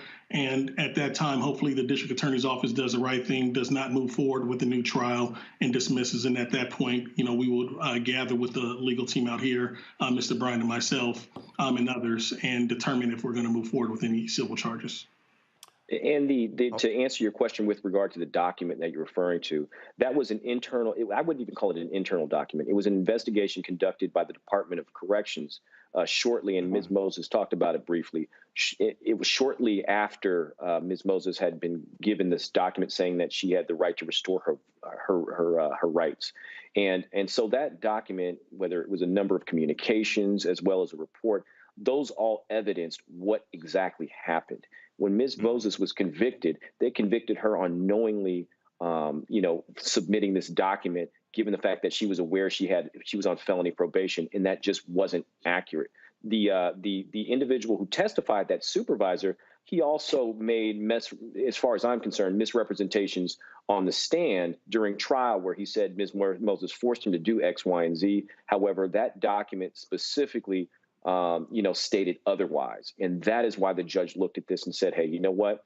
I just don't believe that Ms. Moses was given a fair chance to present all the evidence available to her for a jury to determine what her thought process was when she submitted that document. And I will tell you, and Ms. Moses will most certainly tell you, she had no clue. She thought she was doing the right thing. And it really just, you guys, it's political persecution. I'm sorry. It disgusts me. It absolutely disgusts me. Well, and, no, go ahead. Go ahead and finish your point.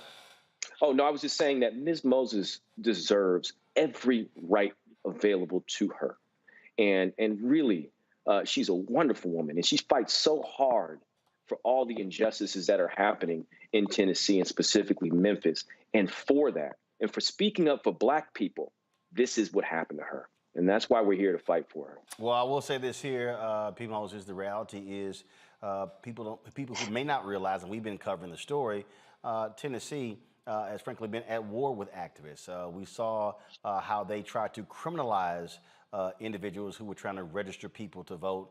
And same thing when it came to people protesting as well. So it's no shock that we will see the actions taken against you. And like I said, we've been covering the story of Crystal Mason, a sister who has been just put through pure hell. And they still are going after her because, and they testified, even in her case, her own probation officer, that she was not told that she could not register to vote. They didn't care. They still pursued it, sent her back to federal prison, and now trying to put her in state prison. So it's unbelievable, these actions being taken. We certainly appreciate all three of you joining us to lay out all the details of this case. Hate that you have to go through this, but this is the reality that Black people have had to face in this country in trying to keep and get the right to vote since 1619. And I just want to say this, regardless of the situation. No one is promised tomorrow, so I don't really worry about people going after me. Look at what's going on in Ukraine and Russia. No one would have thought that last year, but people need to understand this is an election year. And the same people who are going up after me, they're up for re-election. So the people that, I see you wear the Alpha Phi Alpha shirt, your fraternity brothers, and just like my attorney's fraternity brothers who do have the right to vote, they need to stand in unison and send a message to Memphis and the rest of America that if you want to go after people when we have murder all over the city, we're going to go after your position and find someone to replace you. I agree. Oh, trust me. I have spoken extensively to the Alphas and to all members of the Divine Nine about using our collective power to speak out and show folks, and show our colors and flex our political muscle. And so that's why when people say, oh, I'm not going to vote, it means nothing. Oh, trust me. Those individuals out there, they know the power of black votes, which is why they're trying to do all they can to stop us from voting. We appreciate it. Thank you so very much. We'll be following your case to the end. All right, thank you very much for having us. All right, thank you very much. All right, folks, we're going to be taking your phone calls. You can weigh in on this story as well if you want to. So give us a call. I see some of y'all are on the phone lines right now. And so the number to call is 202-890-1199, 202. Go ahead and pull the graphic up. Thank you. 202-890-1199. If you want to give us a phone call to share your thoughts about the Crown Act, about this story as well. And again, 202-890-1199. Don't forget, folks, you can also first of all, support us in what we do. First, you're watching on YouTube and Facebook. Again, hit the like button. We should be getting 1,000 likes every single show, folks. And so I shouldn't have to be asking. It's 642. So come on, y'all got 30 minutes to find another 358. Let me thank Kerry Morant, Tommy Williams, Faye Drain, Effie Coley, James Fennell, Lanice Adams, and again, Montre Jones for giving to us during the show. Y'all can support us, folks, via Cash App, RM, $RM Unfiltered. PayPal is R Martin Unfiltered. Venmo is RM Unfiltered. Zelle is Roland@RolandSMartin.com, Roland@RolandMartinUnfiltered.com. P.O. Box 57196, Washington, D.C. 20037. I'll be right back.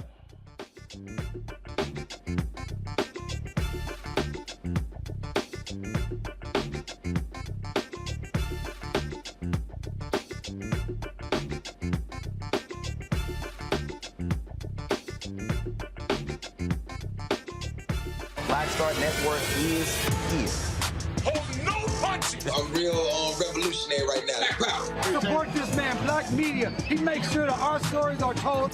Thank you for being the voice of Black America, Roland. Stay black. I love y'all. All momentum we have now, we have to keep this going. The video looks phenomenal. See, there's a difference between Black Star Network and black-owned media and something like CNN. You can't be black-owned media and be scared. It's time to be smart.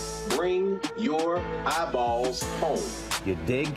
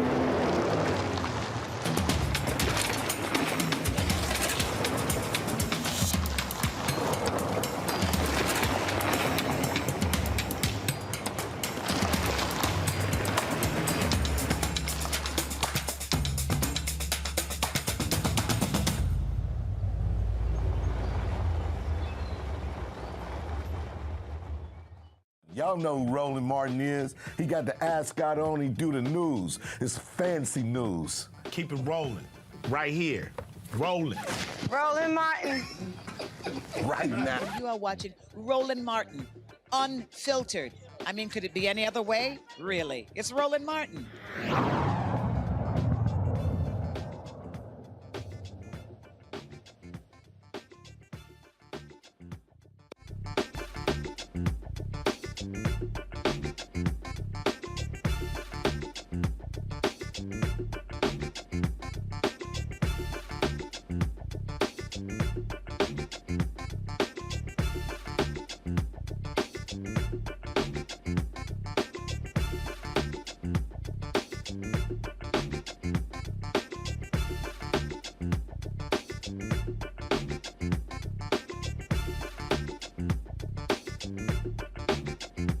All right, folks, a federal judge has ordered the California Highway Patrol to release the video showing a Southern California man screaming, "I can't breathe," while multiple officers restrain him as they try to take a blood sample 2 years after his death. I mean, folks, this is 38-year-old Edward Bronstein was taken into custody on March 31st, 2020, following a traffic stop. The nearly 18-minute video taken by a CHP sergeant was released as evidence in Bronstein's family wrongful death lawsuit. Now, we want to warn you, the video we're about to show you is triggering and extremely hard to watch. So we're going to give you some time to turn away or get kids out of the room if you want to, before we actually show you this video. We're only going to show about 2 minutes of this particular video.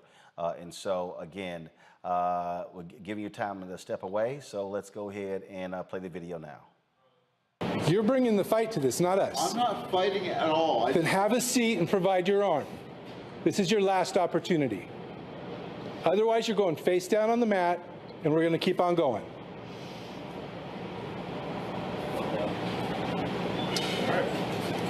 Wait a minute, okay? Please.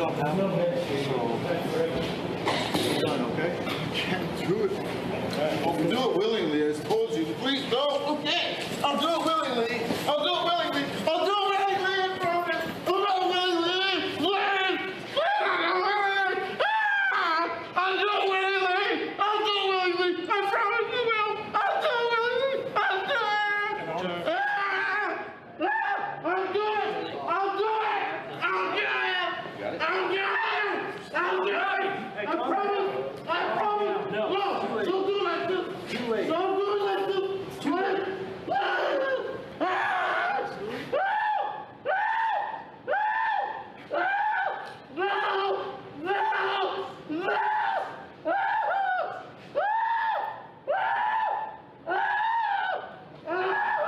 We're not even poking you yet. Nobody's doing anything. You relax. I can't breathe. I can't breathe. I can't breathe. Just stop yelling. I need to breathe. I can't breathe. I can't breathe. I can't. Please help. I can't breathe. I'll do it willingly. I'll do it willingly. Just relax and stop resisting. Let me breathe. Let me breathe. Let me breathe. Please. Stop moving. I can't breathe. The more you move, the worse it's gonna be, bro. They're pushing on my chest. I can't breathe. I can't. You're pushing. Oh my God.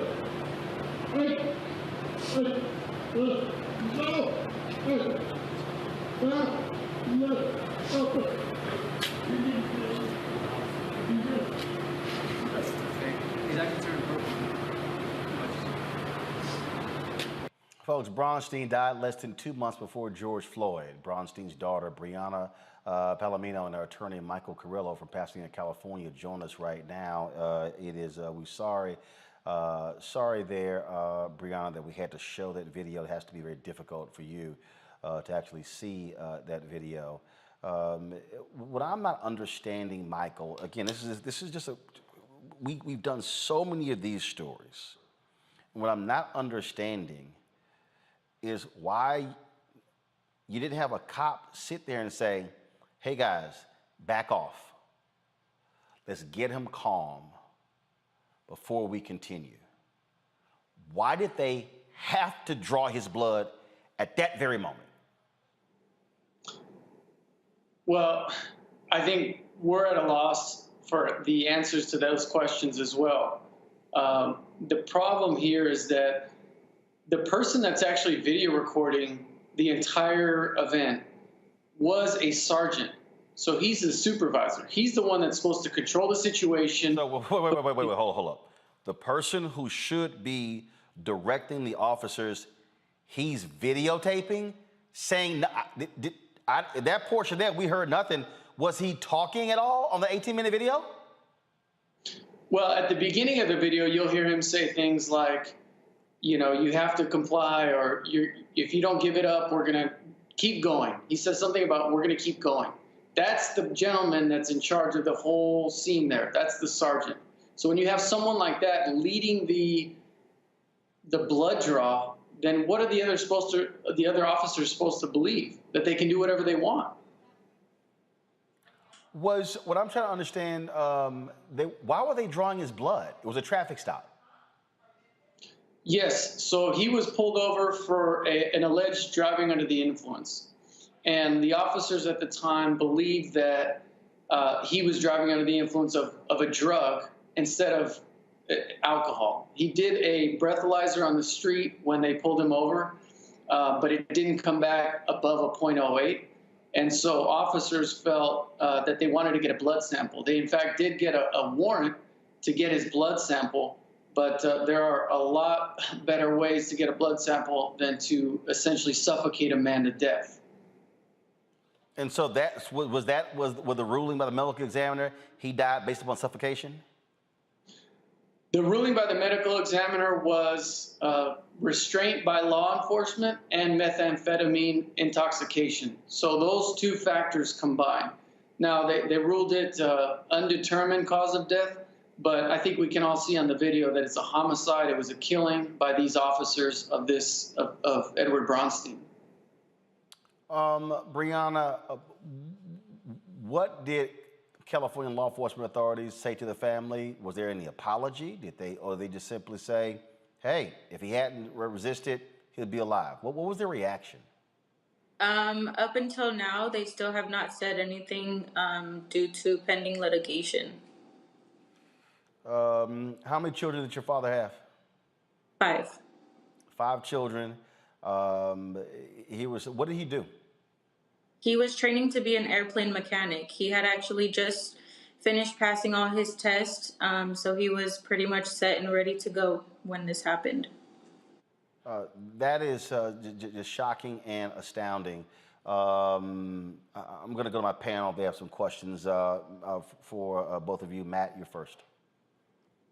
My first question for you is, what is the law as it relates to the time frame that they can execute a warrant in California? I know, obviously, in driving under the intoxication crimes, generally the time is important. But what I've seen in my career is that if they have a subject that they don't believe they can get a blood draw from safely, they wait until they can do so. So is there any reason that it had to be executed right then? That seems to me to be the problem, because that creates, obviously, the Fourth Amendment issue we see here with the seizure being unreasonable. What is the law in that respect in California? Well, the law in California, as I understand it, is that once the warrant is obtained, then they have to take reasonable measures to obtain that blood sample. What I think is important to remember here is that when Edward is turned over onto his front side, he says, "I'll do it willingly. I'll do it willingly."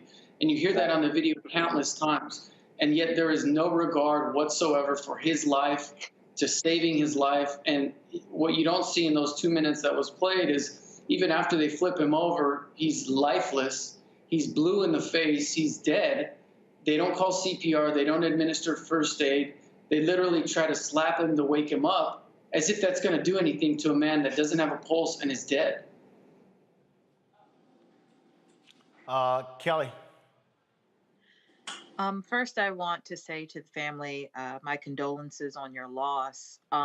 To humanize Mr. Bronstein a bit, could you just talk about who he was to you as a father, just as, someone important in your life, and the impact that this tragedy has had on you? Yes, of course. He was very passionate about helping others. He was always there for me. I'm his oldest daughter, so he would always come over to eat my home cooked meals. He was there to provide comfort as a father, and that is just something that you can't replace. And I believe every daughter needs their dad.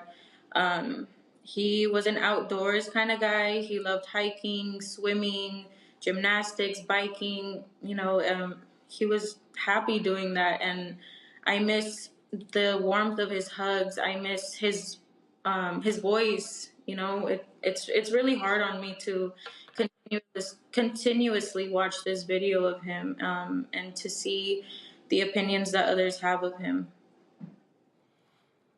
Michael. Well, first, my condolences to Brianna and the family. This is horrific. To the attorney, so Mr. Bronstein died March 31st, 2020. That's almost 2 years ago. What caused the federal judge to release the video that you just showed? What caused the federal judge to release the video now when Mr. Bronstein died almost 2 years ago? And then they talked about the medical examiner said the death was acute methamphetamine intoxication during restraint by law enforcement. So why haven't charges also been brought against these officers? It's been 2 years. Can you shed some light on that? Sure. You're asking a lot of great questions. The second question you have is the same question that we keep asking. Why haven't any of these officers been charged with a crime, anything related to his death? They have not. The district attorney's office, George Gascon in particular, their office is not commenting. We've tried for the last year and a half to see if there's going to be any movement, if there's going to be any charges. We don't know that information. We hope that they take action and get justice for the family in some form. Now, I do want to say the Attorney General's office of the state of California, Rob Bonta, he can file charges as well. But what I find interesting is that he, as the Attorney General, talks a lot about transparency in law enforcement, supports bills that deal with transparency in law enforcement. But his office is the one that prevented us from releasing this video for about a year and a half. I just want to say that when Edward Bronstein passed away, his family did not know the circumstances for his death. That was kept hush-hush. We tried for, as soon as we got the autopsy report, thankfully the coroner's report came out with a very detailed description about what they saw in the video. At that point, we figured out that there was a video. We tried to get a Public Records Act request to get the video out. They denied our request. They said, we'll see you at trial. Through the case, they wouldn't turn it over unless we agreed not to produce it to media. Only recently did the judge, but because we had requested it, only recently did the judge say you can release it as of March 15, 2022. If it wasn't for us taking those steps, who knows how long the Attorney General's office would have kept this hush-hush. Because of how disgusting and vile it is, they even applied to the Ninth Circuit Court of Appeals to try and overturn this judge's decision. They did everything in their power not to release this video. So it took extraordinary measures and this amount of time. Well, thank you. Well, again, it's just, we've done so many of these different stories, and the family, that you want answers to what happened and why your loved one is not with you today as a result of these actions. Thank you so very much for joining us, sharing your story. Brianna Palomino, thank you so very much, as well as let me thank your attorney, Michael Carrillo, as well. Can I just say one thing, Roland? Yes. I apologize. We're organizing protests this Thursday to support the charges being brought against these officers. We will get the information out on social media. If you can spread that to your viewers, that would be fantastic. Yep, just simply be sure to tag us at Roland S. Martin on Instagram and Twitter, and we'll be sure to share that as well. Thank you so much. All right, thank you very much. All right, folks, got to go to a break. We come back, we'll talk HBCU transformation in our Education Matters segment. Also, we take more of your phone calls, weighing in on some of the stories here. You're watching Roland Martin Unfiltered right here on the Black Star Network.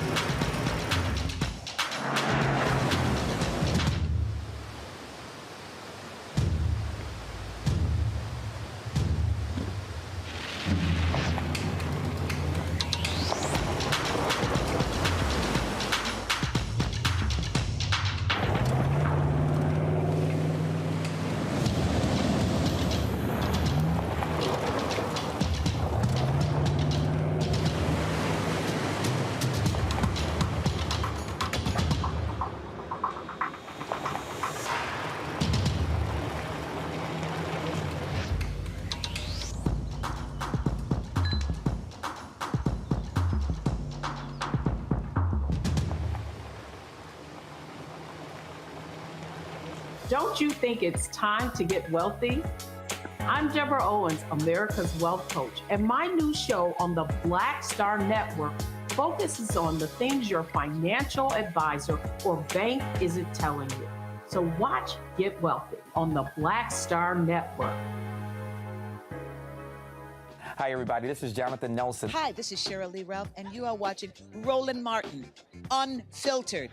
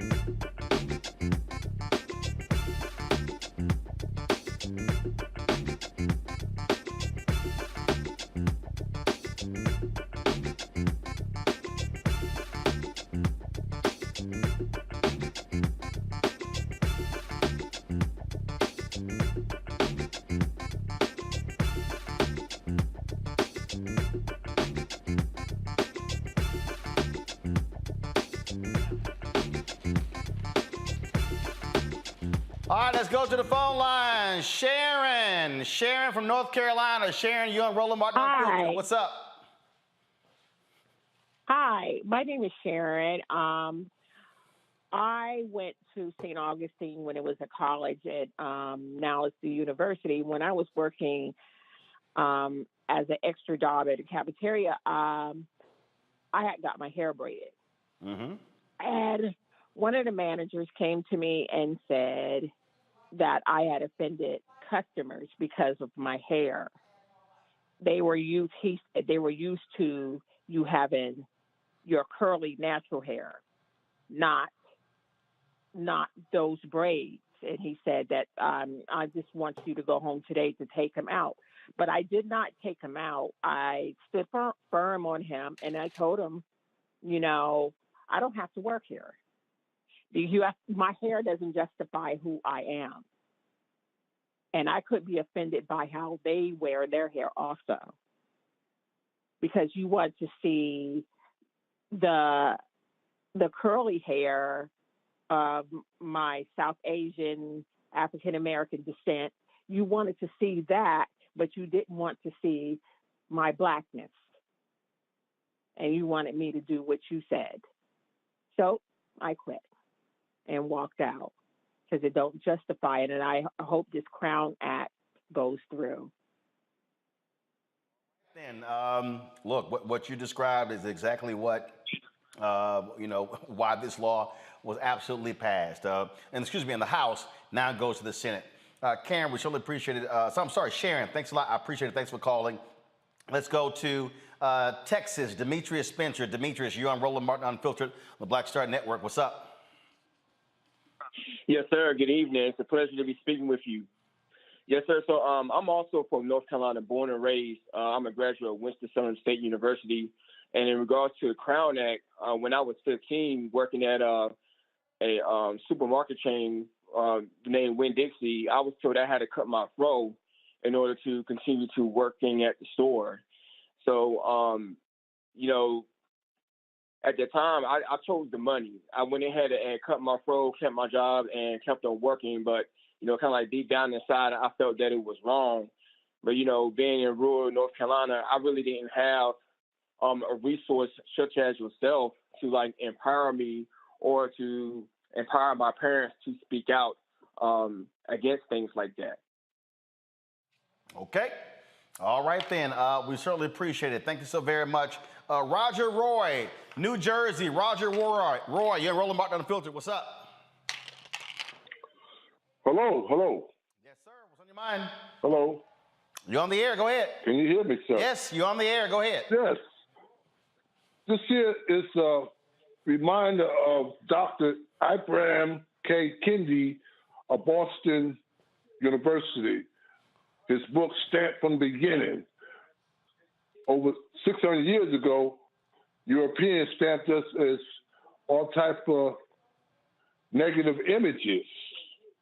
And it reminds me also of Dr. Michael Dyson, entertaining race. We got to entertain white folks for acceptance, which is just nonsense. And at the same time, right now, going on in Florida, there's a young student about to graduate from a high school in Florida, and they say he can't attend graduation if he don't cut his dreadlocks off.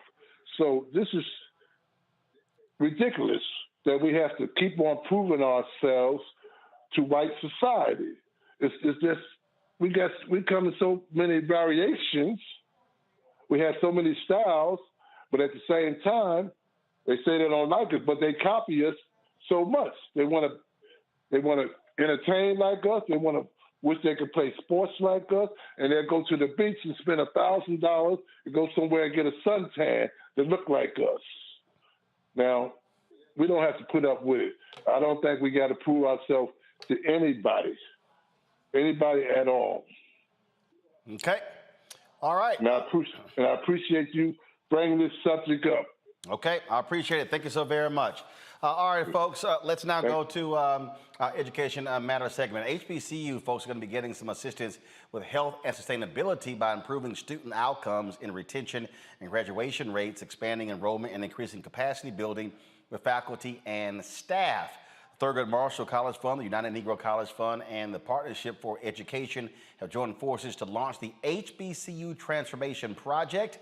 Joining us is Ed Smith-Lewis, Vice President of the UNCF Strategic Partnerships and Institutional Programs. All right, so glad to have you on the show, Ed. So exactly what is this, all right? Transformational project, what are you transforming? Well, first, Roland, thank you for having me, and I appreciate the Black Star Network for running this story. We are transforming outcomes for institutions. Ultimately, our goal is to increase the number of students that attend HBCUs, the number that are retained and persist and ultimately graduate. And our ultimate aspiration is that once we get those institutions functioning high with the students that they have, that we expand their enrollment to really ultimately disrupt poverty in low-income communities. And so this project, first of all, how long is it? What does it actually entail?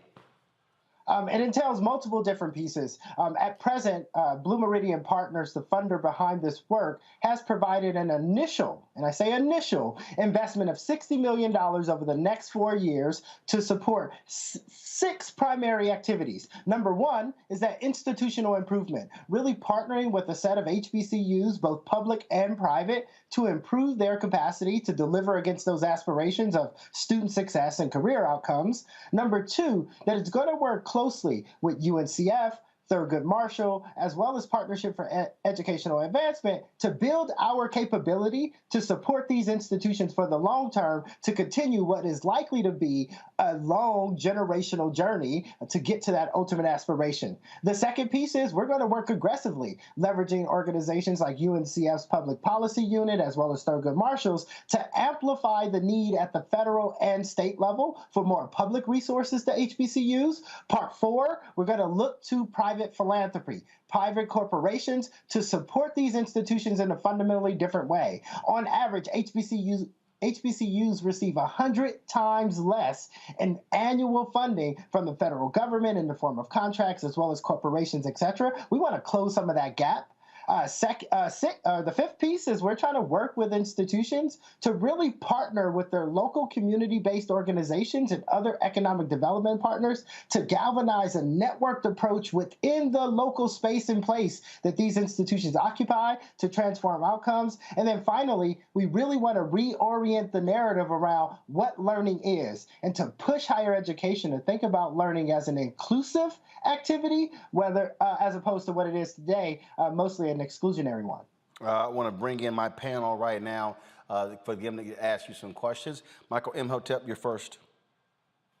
Well, thanks for coming on and sharing this information with us. And looking at your 6 interdependent sub-initiatives, I just wanted you to flesh out more and give more information about the 6th one, reorienting the narrative surrounding HBCUs toward their outsized impact on social and economic mobility outcomes. Can you give us some examples of what that 6 initiative is going to do?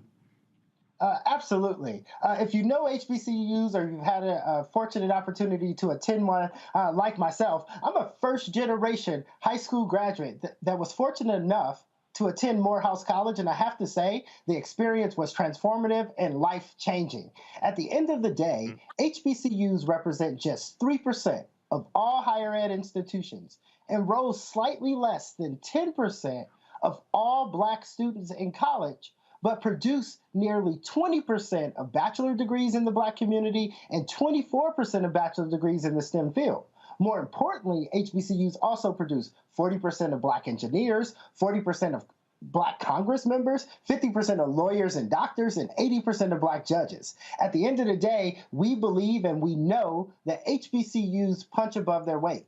And what makes those outcomes even more fascinating is they do that with a 75% low-income student population and enroll about 60% first-generation students. UNCF released a report earlier this year on social mobility, and it showed that HBCUs are twice as likely to improve outcomes for low-income first-generation Black students than their counterparts. And we're trying to decide, how can we change the narrative around this sort of less than moniker that HBCUs have been trying to shake since their founding, given those outcomes?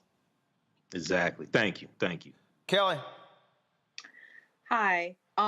So it's kind of like a three-pronged question. Number one, how many HBCUs will be impacted by this initiative? Meaning, are these just going to be the HBCUs that are under UNCF or Thurgood Marshall College Fund?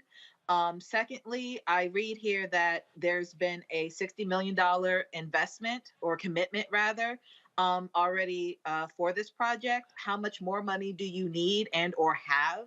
And finally, in the same vein as how much money you already have, how long do you plan on keeping this initiative going? Is this a 5-year plan, 10-year plan in perpetuity, et cetera? I appreciate the question. I'll first start with who we're trying to serve.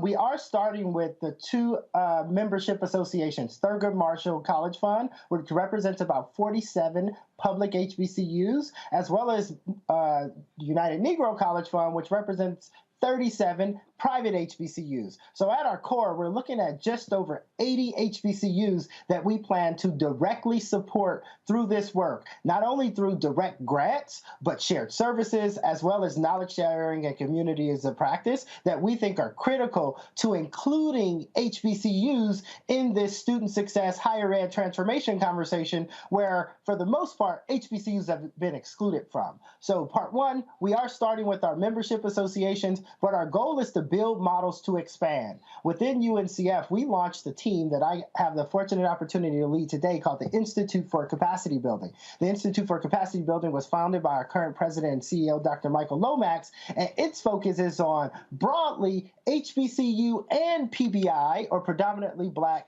institutions, improvement and transformation. So although we're starting with our core membership, our ideal goal is to develop a model that can scale to many other HBCUs, predominantly Black institutions, and other institutions enrolling high numbers of low-income first-generation students. So the aspiration is to disrupt all of higher ed back to that idea that we have to figure out how to be more inclusive in our learning environments as opposed to exclusive. To get to your second question on the resources, the short story is HBCUs have been historically and presently underfunded. When you add up the endowments of all HBCUs, it pales in comparison. Actually, it's 10 times less than Harvard University. I want to say that again. All HBCUs endowments combined are 10 times less than Harvard University. And when you start to talk about resources that are needed and you look at the rising costs in higher education, the rising costs in higher education is a product of the commoditization of the industry. And we are trying to figure out, how do we reverse that trend? HBCUs have historically charged left of tuition, or much less than their near peers. But at the end of the day, our first generation low income students are being saddled with debt. And so we know that in order to reverse that, we have to flood HBCUs with the capital that they've historically not had and with the capital they need to catalyze that change. We believe that at present there's at least a $6 billion gap on endowments, a half $500 million gap in capacity. And once you start to unpack some of that, we think it's much, much more. So while this $60 million is an important catalyzing piece, the third and fourth point, really getting the federal government to move behind these institutions to amplify their impact and getting the private philanthropy as well as corporations to pitch in will be necessary, because we're not closing just present day financial gaps, we're closing those historic ones as well. On the last piece, our North Star goal is that HBCUs become a sustainable system of institutions that are operating together. While Thurgood Marshall, UNCF, and our newest partner, Partnership for Educational Advancement, have a lot of the knowledge, resources, etc., to convene, galvanize, and provide new awareness, new capabilities into that system, our North Star is that these are thriving institutions working collectively together. And while we would love to be a partner for the long term, I think our job is to work ourselves out of business. All right, then. Matt Manning, your question? Very quick, and thank you for being here.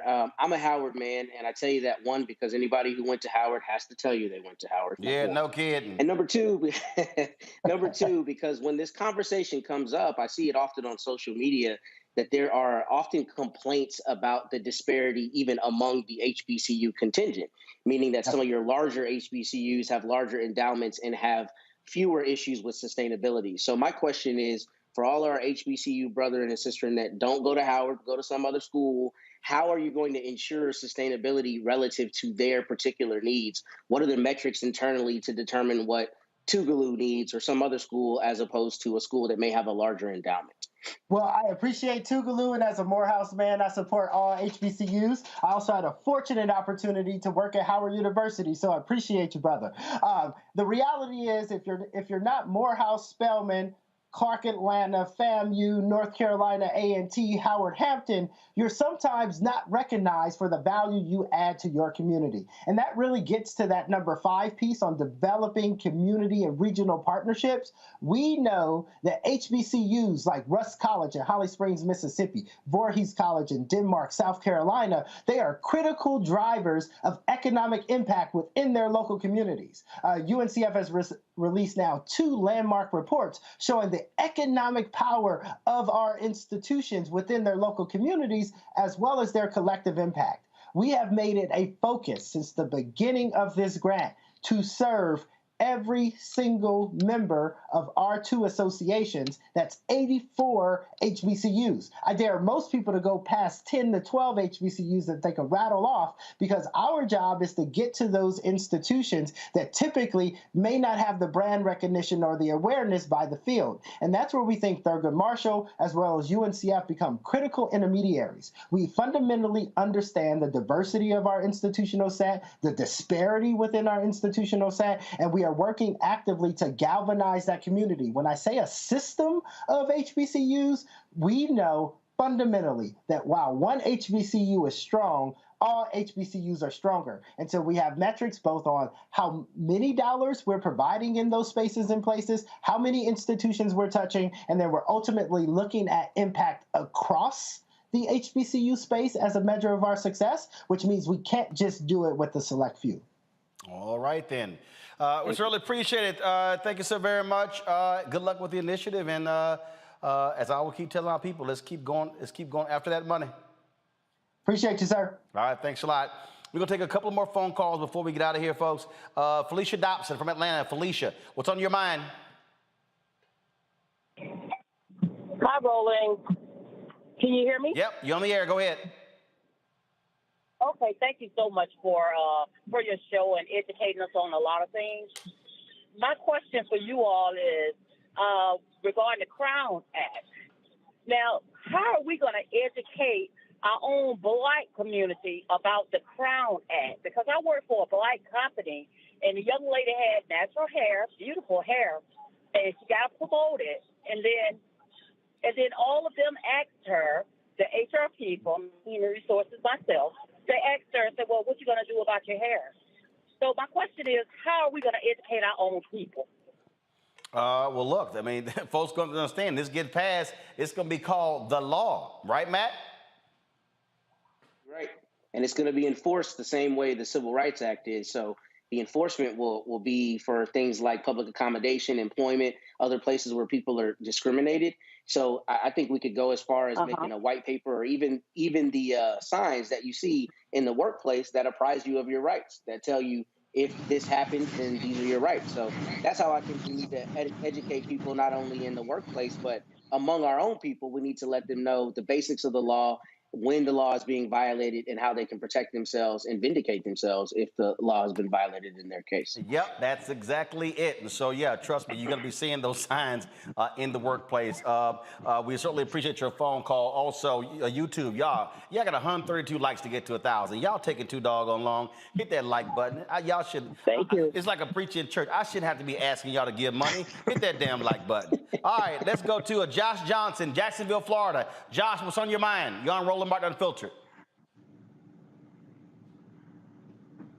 Josh? All right, y'all got Josh up? Josh, are you there? All right, Josh, you're not talking. Going once, going twice.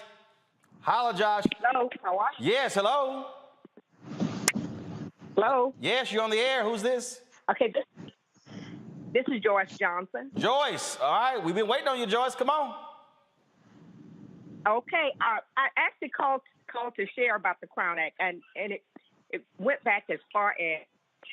Hello. Yes, you're on the air. Go ahead. Joyce, do this here. Joyce. Joyce, do this here. Turn your TV down. You're listening to that. Okay, I called to share about me back in 1968. Go ahead, share your story.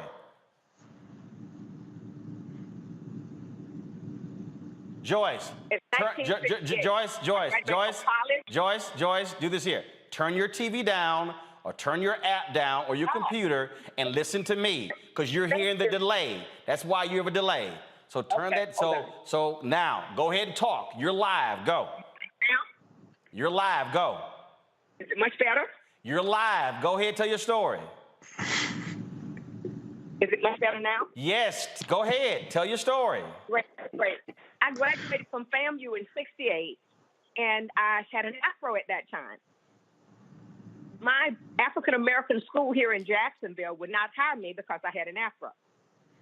I was a certified English teacher ready to begin teaching English, and the African-American principal and dean of girls informed me that they could not hire me because unless I changed my hair. And I wouldn't change my hair, so of course I stopped teaching and worked for the state. So this thing has been going on about our hair for a lifetime. It's just so sad that it's still continuing today. Well, it's no shock because, first of all, Joyce, thanks for your phone call. Look, here's what we have to understand, and this is a reality, Kelly. Black people have had to make adjustments to who we are to accommodate white folks for our entire lives. Yes. Okay, so part of this thing, Kelly, is that, look, I remember back in the I remember Earl Graves when he was, of course, the late founder of Black Enterprise, where he wrote an editorial saying, you're going to have to get rid of your locks or your braids to come intern for Black Enterprise because this is what Wall Street requires. And so, I mean, he said that. He had no problem saying it because his whole point is this is what Wall Street requires. This is what Black people have had to do. We've always had to change and accommodate white folks in everything. Kelly, go ahead, your thoughts. I absolutely agree with you. It is a conditioning that Black people have as a mode of survival, which is why we feel like we have to straighten our hair, which is why we feel like we have to keep our cuts low and faded and neat, so to speak. It is because we were not able to survive otherwise. So for generations, we have been conditioned to assimilate to white culture as best as we can, just so that we can survive. What the Crown Act does is basically dismantle that conditioning so that we can actually be ourselves without having to assimilate to a culture that's not really ours in the first place. We can just come to the table as authentically as possible, which, by the way, is better for your work environment anyway, so that you can be as comfortable in your work environment as you can, so you can be as comfortable in your skin wherever you are. I think it's an absolutely fantastic bill. I've been seeing it, get passed state by state for the past couple years now. So I'm just very thankful and excited for it to be passed on a federal level. Well, no, it hasn't been passed on the federal level. It's been passed in the House. Now we got I'm speaking it into existence that it'll get passed on the federal level. Yeah, well, we still got these crazy-ass Republicans, so we got to put pressure on them. So I don't care what your state is. You got 2 U.S. senators. Make that phone call. Tell them to vote for it. Last caller, Robert Johnson from Charlotte, North Carolina. Robert, what's on your mind?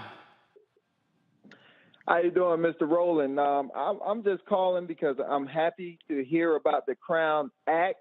I just remember when I was serving in the military, and they would come up with all these hair rules and regulations every 2 years, and I would get so frustrated because I'm like, who are they asking about these hair rules and regulations where I had to have my hair faded 0. If I had an afro, it couldn't be no more than 1 inch in thickness, so on and so forth. So I'm just calling to say I'm happy about this act. I just hope it can be passed through the Senate. And just thank you for everything that you do on your show and the information. It's just making all of us better. I appreciate it, Robert. Thank you so very much for giving us a call. All right, folks, that is it for us. We got one more story. In memoriam, folks, 3-time Grammy-nominated jazz and blues singer Barbara Morrison has passed away. Morrison, known as the soul mother of LA's historic Leimert Park Village, became one of the top jazz vocalists in Los Angeles. She spent most of her life recording, touring, and performing at Southern California jazz festivals and venues. Morrison's albums include the 1996 release of I Know How to Do It and 1999's Visit Me. Legendary jazz and blues singer Barbara Morrison has passed away at the age of 72. Let me thank Kelly, Matt, and Michael for being with us today. Thank you very much for being on the panel. YouTube, y'all tripping. Now, look, come on now. We are about 40 away from getting 1,000 likes. Right. Y'all know this impacts the algorithm. So we at 962. So come on. It's 38. It's more than 1,000 of y'all sitting there right now. So click the damn like button. I shouldn't have to be asking this many times. So let me do this here. I'm gonna give the app, then I'm gonna go ahead and tell you how to give, and then I wanna see y'all, I wanna hit 1,000, so let's go. So again, y'all download the Black Star Network app. We need to get to 50,000 downloads, then we're gonna make our way to 100,000. Folks, Black Star Network app. Again, Apple phone, Android phone, Apple TV, Android TV, Roku, Amazon Fire, Xbox, and Samsung Smart TV. If y'all want to support in what we do, again, your dollars make it possible for us to cover the stories that matter to our community. And so please support us. Check a money order, P.O. Box 57196, Washington, D.C. 20037. Cash App is $RM Unfiltered. PayPal is R Martin Unfiltered. Venmo is RM Unfiltered. Zelle is Roland@RolandSMartin.com. Roland@RolandMartinUnfiltered.com. And so please support us in all that we do. I'm looking here right now. I got to give this one shout out because she gave during the show, but I'm trying to find it. And so hopefully I can go. Here we go. Let me thank Annette Anderson for that Zelle payment. Annette, I certainly appreciate it. Thank you so very much. Let me also thank Janet Hill with PayPal. Carrie Morant, I said Tommy Williams, thanks a bunch as well. And so I appreciate that. And as you see, folks, we always scroll the names of all the people who have given to us. And glad to see we hit 1,000 likes. Man, y'all look, y'all should not make me working all this time trying to get y'all to hit 1,000 likes. People be like 2,000 of y'all on. All you gotta do is hit the like button, okay? So we appreciate it. That's it. Hey, folks, don't forget the Supreme Court confirmation hearing of Judge Ketanji Brown Jackson begins at 11 a.m. Monday. We'll be broadcasting it live on the Black Star Network app. So please don't forget that. Also, folks, this weekend, check out the Richard Roundtree one-on-one on Rolling with Roland. Trust me, it's a fantastic conversation. You will certainly enjoy that. And that is it for us. Folks, I will see you guys on Monday. Enjoy the weekend. Have a good one. Holla!